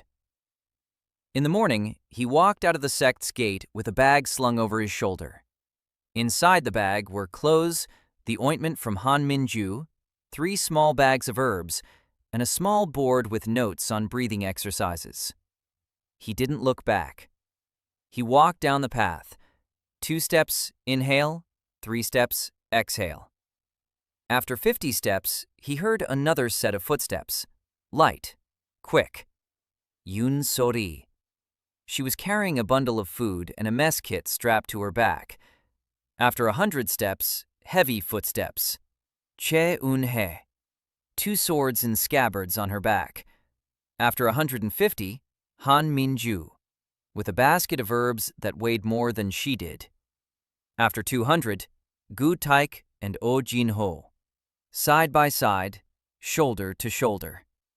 After 250, Manhwa. Her back was straight. She walked without pain. Behind her were 4 more, students of the pill rank whom So-dung knew from his morning rounds. And behind them, So-dung stopped. He turned around. Bai Ha-neil was bringing up the rear. A sack on his shoulder, a mentor's badge on his belt. He looked at So-dung and said one word. "Let's go." So-dung stood on the trail and counted. 13 people. He was the 14th. None of them were fighters in the traditional sense.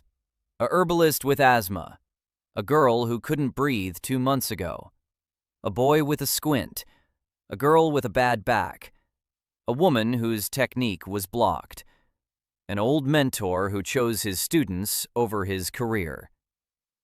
And him, a breathing instructor from San Francisco in the body of a 16-year-old orphan. So Dan turned and walked on. 2 steps, inhale. 3 steps, exhale. 14 people followed him, and they all breathed in unison. The village greeted them warily. The apothecary, Park Yeon-soo, welcomed them with tea and rice. His daughter, Silgi, stood by the door. Her cough had been cut in half over the past 3 months. She was no longer coughing up blood. The pharmacist kept his word and told the neighbors. 3 families from the village had already come to see So-dan that winter. A grandmother with shortness of breath, a man who had been limping since a fall, and a child with nightmares that would wake him up gasping for air. So Dan helped each of them, for free. The village remembered. The empty house on the outskirts turned out to be half ruined. The roof was leaking. The walls were cracked. The floor was dirt. So Dan looked at it and said he'd seen worse. Han Min-ju snorted and said she hadn't. But she picked up a broom. By the evening of the first day, the roof had been patched. By the evening of the second, the walls had been plastered with clay. By the evening of the third, the yard around the house had been cleared.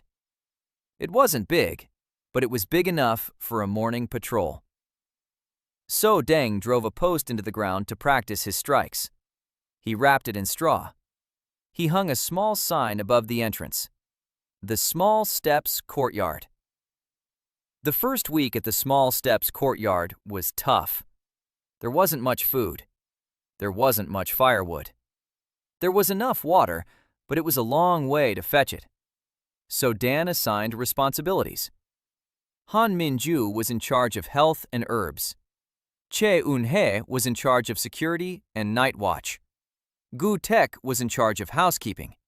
Yoon So-ri was in charge of the kitchen. Oh Jin-ho was in charge of surveillance and intelligence. Moon Ha-in was in charge of the daily training regimen. Bae Ha-neil was in charge of teaching combat forms. So-dung was in charge of breathing exercises. Every morning before dawn. Morning routine. 14 people in a semicircle. 7 movements. 70 cycles. 12 minutes of silence and breathing. Then breakfast. Then work. Then training. Then dinner. Then breathing by the well. Then sleep. Rhythm. Schedule. Order. So Dan wasn't building a cult. He was building a clinic. A place where people are healed. 2 weeks later, the first patients arrived from the village, then from the neighboring village, then from the village beyond the pass. An elderly woman who hadn't been able to climb the stairs without getting short of breath for 20 years. So Dan corrected her breathing in 3 sessions. An old man with shaking hands. So Dan showed him how to breathe in coordination with movement, and his hands stopped shaking during practice. A 10-year-old boy with a stutter. So Dan taught him to breathe before each word. A short inhale, the word on the exhale. The boy spoke clearly for the first time in his life. People brought whatever they could. Rice, vegetables, cloth, a coin. So Dan didn't set a price. He took whatever was given. The farmstead began to come alive. Not richly, but alive. 2 months at the farmstead. Late spring. So Dan stood in the courtyard at dawn and counted. 22 people in a semicircle. 14 of their own and 8 newcomers. 3 girls from the village, aged 12 to 15, who had come to study. 2 former students of the Silent Bamboo sect who left later. A 30-year-old man from a neighboring village who had been a hunter until he broke his leg, and an old cook from the sect. She arrived a week after the others. She said that in the new kitchen, without Yoon Sori, everything was burning, and that after 20 years at the stove, her back hurt so much she couldn't sleep. Sodang took her under his wing. He showed her how to breathe into her lower back. 3 days later, she was sleeping. A week later, she was feeding 22 people and grumbling that the pots were too small. Yoon Sori opened the first gate during the 6th week of the courtyard. Morning. Dawn. She stood by the well and breathed, just like every day. Inhale. Her abdomen pushes against her palm. Her ribs expand. The exhale is longer than the inhale. And in an instant, the lock on her dantian melted away. Sodang saw this with his chi vision. A golden light flashed and vanished. In its place, a flower bloomed, warm, bright. Chi surged into Yoon Sori like water into an empty channel. She shuddered. Her eyes widened. She pressed her palm against her stomach and felt it. Warmth, alive, real. Chi. Her chi. For the first time in her 15 years of life. She stood there, breathing, and tears streamed silently down her cheeks. The twitch in her left eyelid stopped, completely. Sodang stood 10 paces away and watched. He didn't approach. He didn't speak. He just stood there. This was her moment, not his. Yoon Sori breathed, deeply, fully, without fear. For the first time in her life, she inhaled to the very end, and the world flowed into her. Choi Eun-hye opened the 5th gate that same week. Her knot had finally come undone. Warm and cold currents merged into one. Not ice, not fire. Cool, flowing water. A new technique.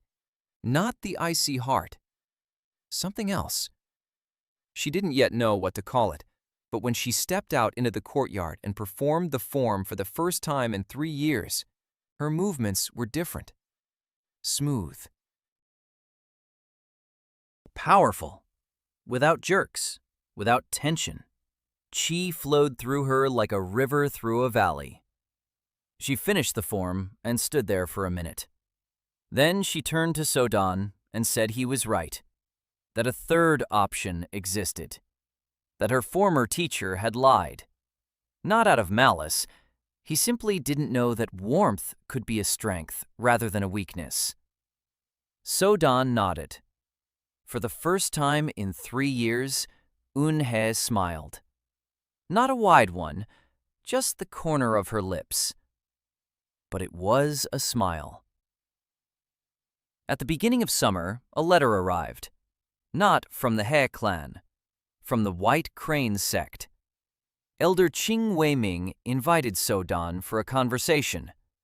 Not at the sect, at a neutral location, a mountain temple on a pass. Sodang thought it over for 2 days. Then he went. Alone. Che Eun-hye wanted to go with him. He said it wasn't necessary. That if Ching Wei-ming wanted to harm him, he wouldn't have written a letter. Eun-hye gave him a heavy look, but backed down. The mountain temple. Stone walls. the scent of incense. Qing Weiming sat on the terrace and gazed at the clouds. Suo Deng sat down beside him. They were silent for 5 minutes. Then Qing Weiming spoke. He said that the tablet in the White Crane sect's archives contained not only a description of the 10th path, it contained a name. The name of the last woman who had mastered that path. Su Mei Lin. Su. Like Su Deng's last name. Like the last name of the boy in whose body he lived. Su Dan sat there, his heart pounding faster. He forced himself to breathe. Inhale for 4, exhale for 6. Qing Weimin continued. Su Mei Lin was the mother of a boy named Su Zhe. She had died 6 years ago. Before her death, she had done something no one had done in 300 years. She had bound her qi to her son's meridians. Not just qi, knowledge, memory, a fragment of the 10th path. Like a seed planted in the ground, waiting for rain. Su Deng sat quietly. The woman from his dreams. Dark eyes. A smile not with her lips, but with her eyes. The dantian lock. The step of rooting. All from her. Qing Weimin turned to him and said, "You have become the rain." So Deng asked what he wanted. Qing Weimin said he wanted to see the 10th path return to the world, not as a secret, not as a weapon, but as a teaching, open for everyone. So Dan looked at the clouds and thought of the cook who hadn't been able to sleep for 20 years because of back pain.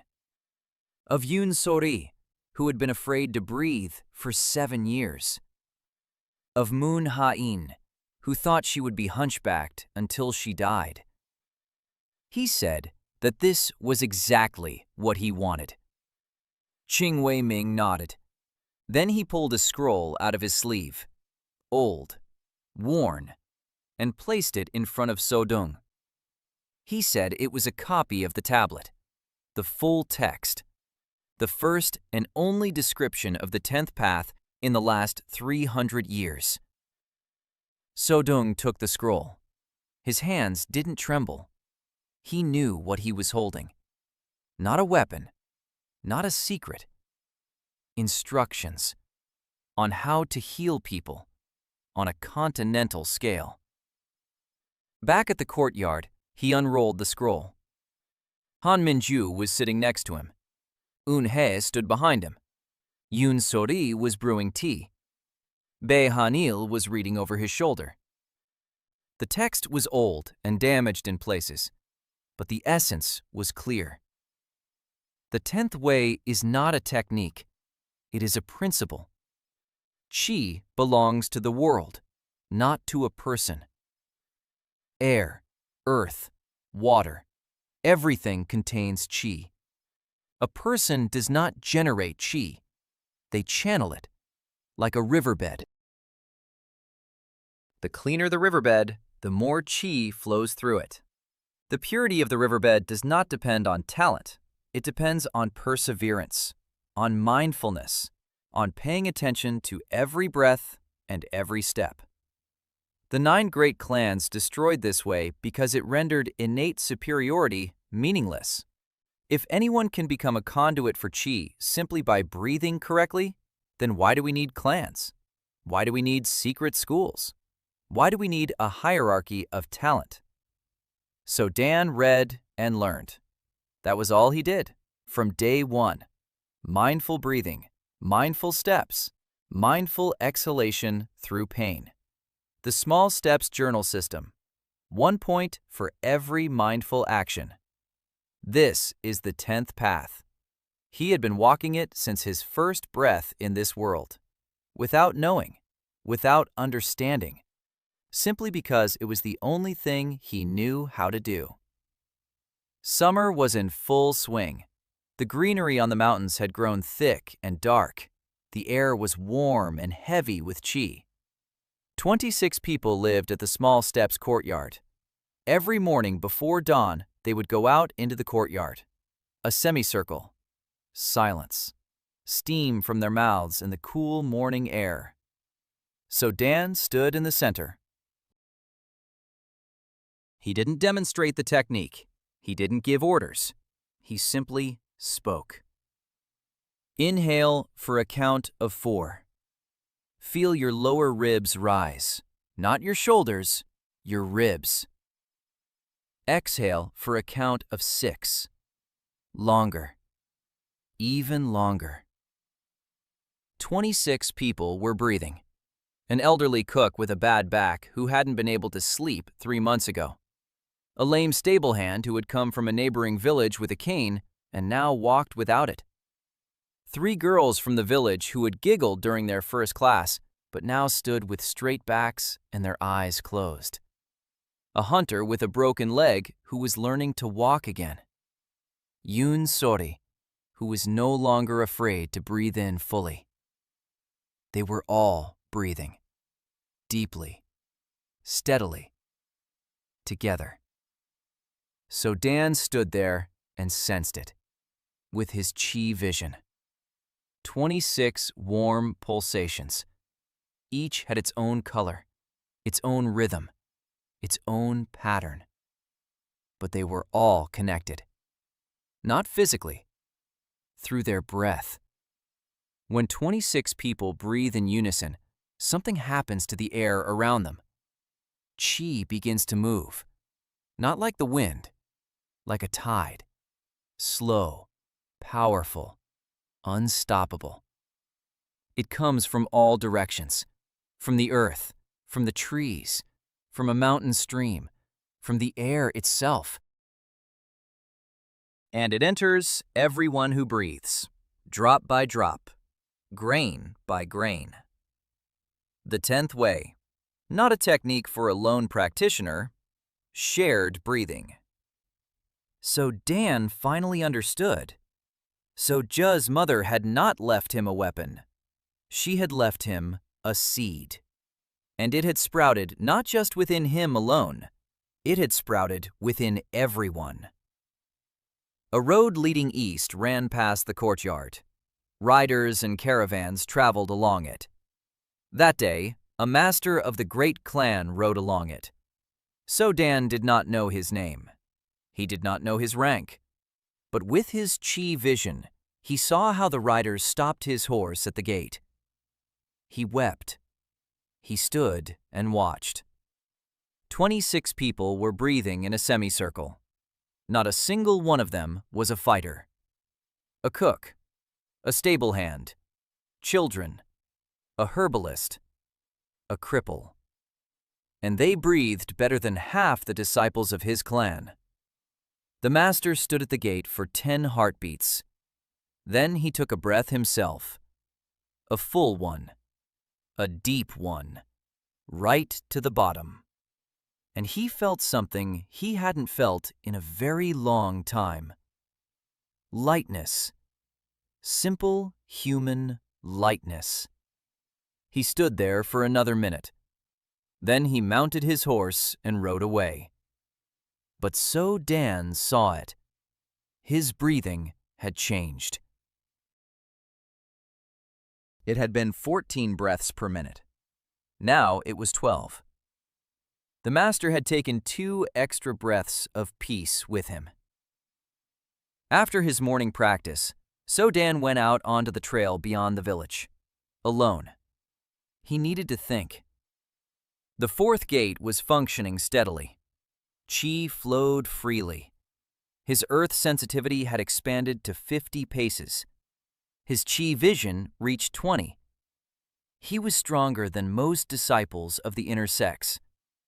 And yet, he knew that his strength wasn't the most important thing. What mattered was down below, in the village. 26 people who, every day, breathed 1 millimeter deeper. Every day, without fail. One more. One more. One more. He sat down on a rock by the cliff's edge. The mountains stretched toward the horizon.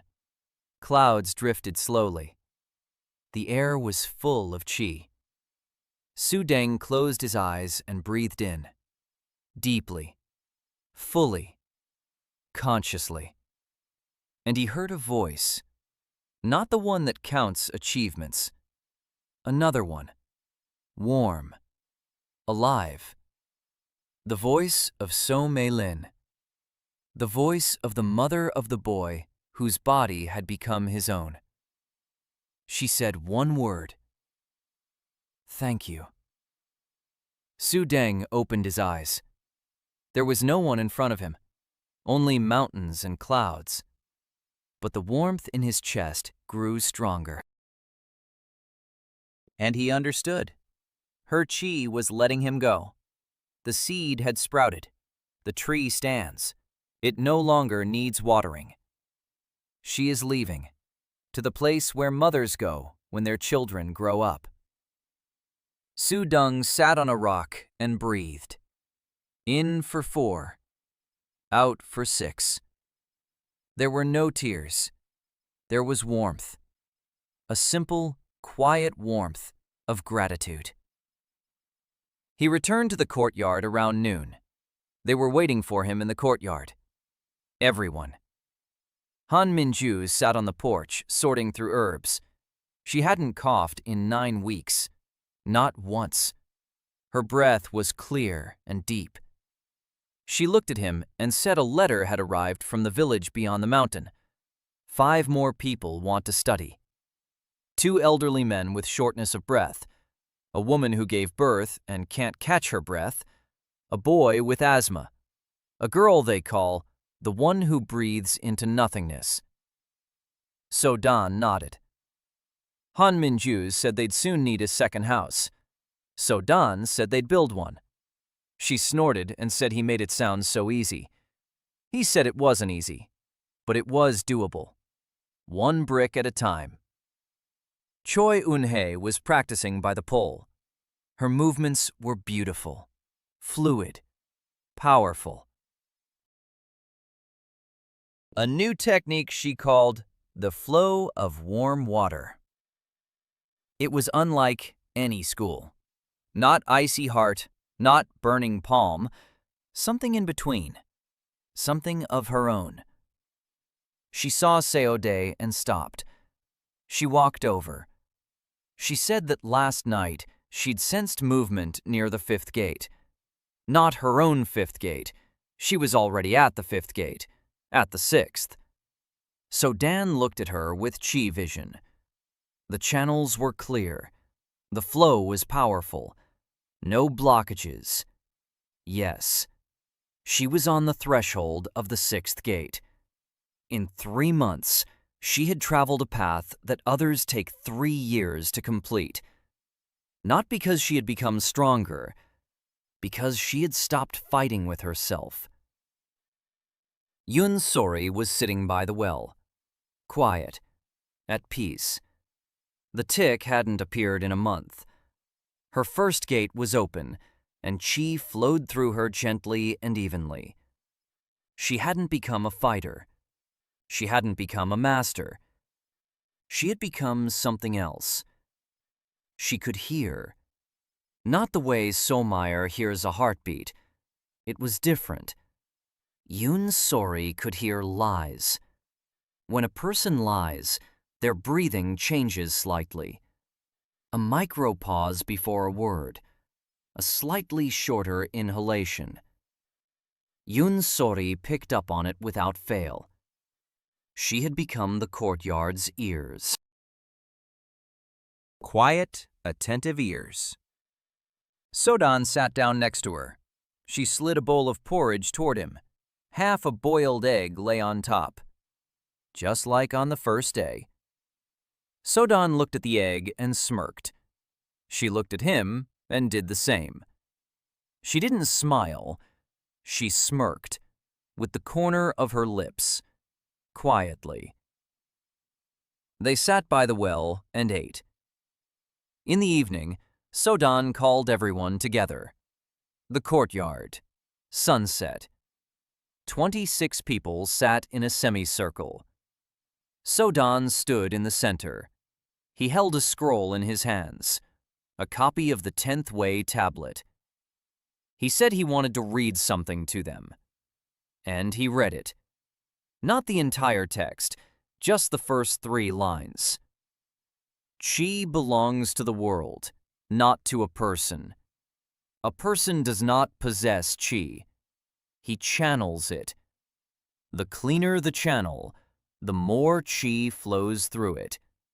The purity of the channel depends on constancy. 26 people listened. Then Sodan said that starting tomorrow, these words would be open to everyone. Not a mystery, not a secret, not a teaching for the chosen few. Anyone who comes to the courtyard and wants to learn how to breathe will receive this knowledge for free. No rank, no stigma, no exam. Because breathing belongs to no one. Like air. Han Minju said that the great clans won't be happy. Sodan said he knew. Eunhae said that the He clan would return. Sodung said he knew.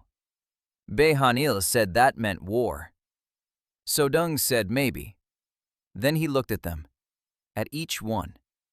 The cook, the stable hand, the children, the herbalist, the swordswoman, the mentor, the girl who couldn't breathe 2 months ago, the boy with a squint, the girl who thought she'd end up hunchbacked.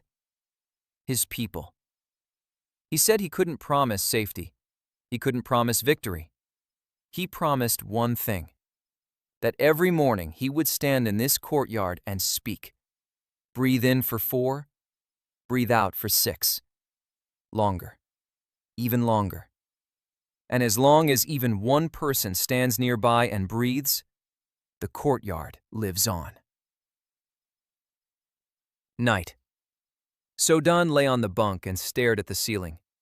A voice in his head rang out quietly, softly. Not female, not male, just warm. An achievement. The first disciple of the 10th path. No, not quite.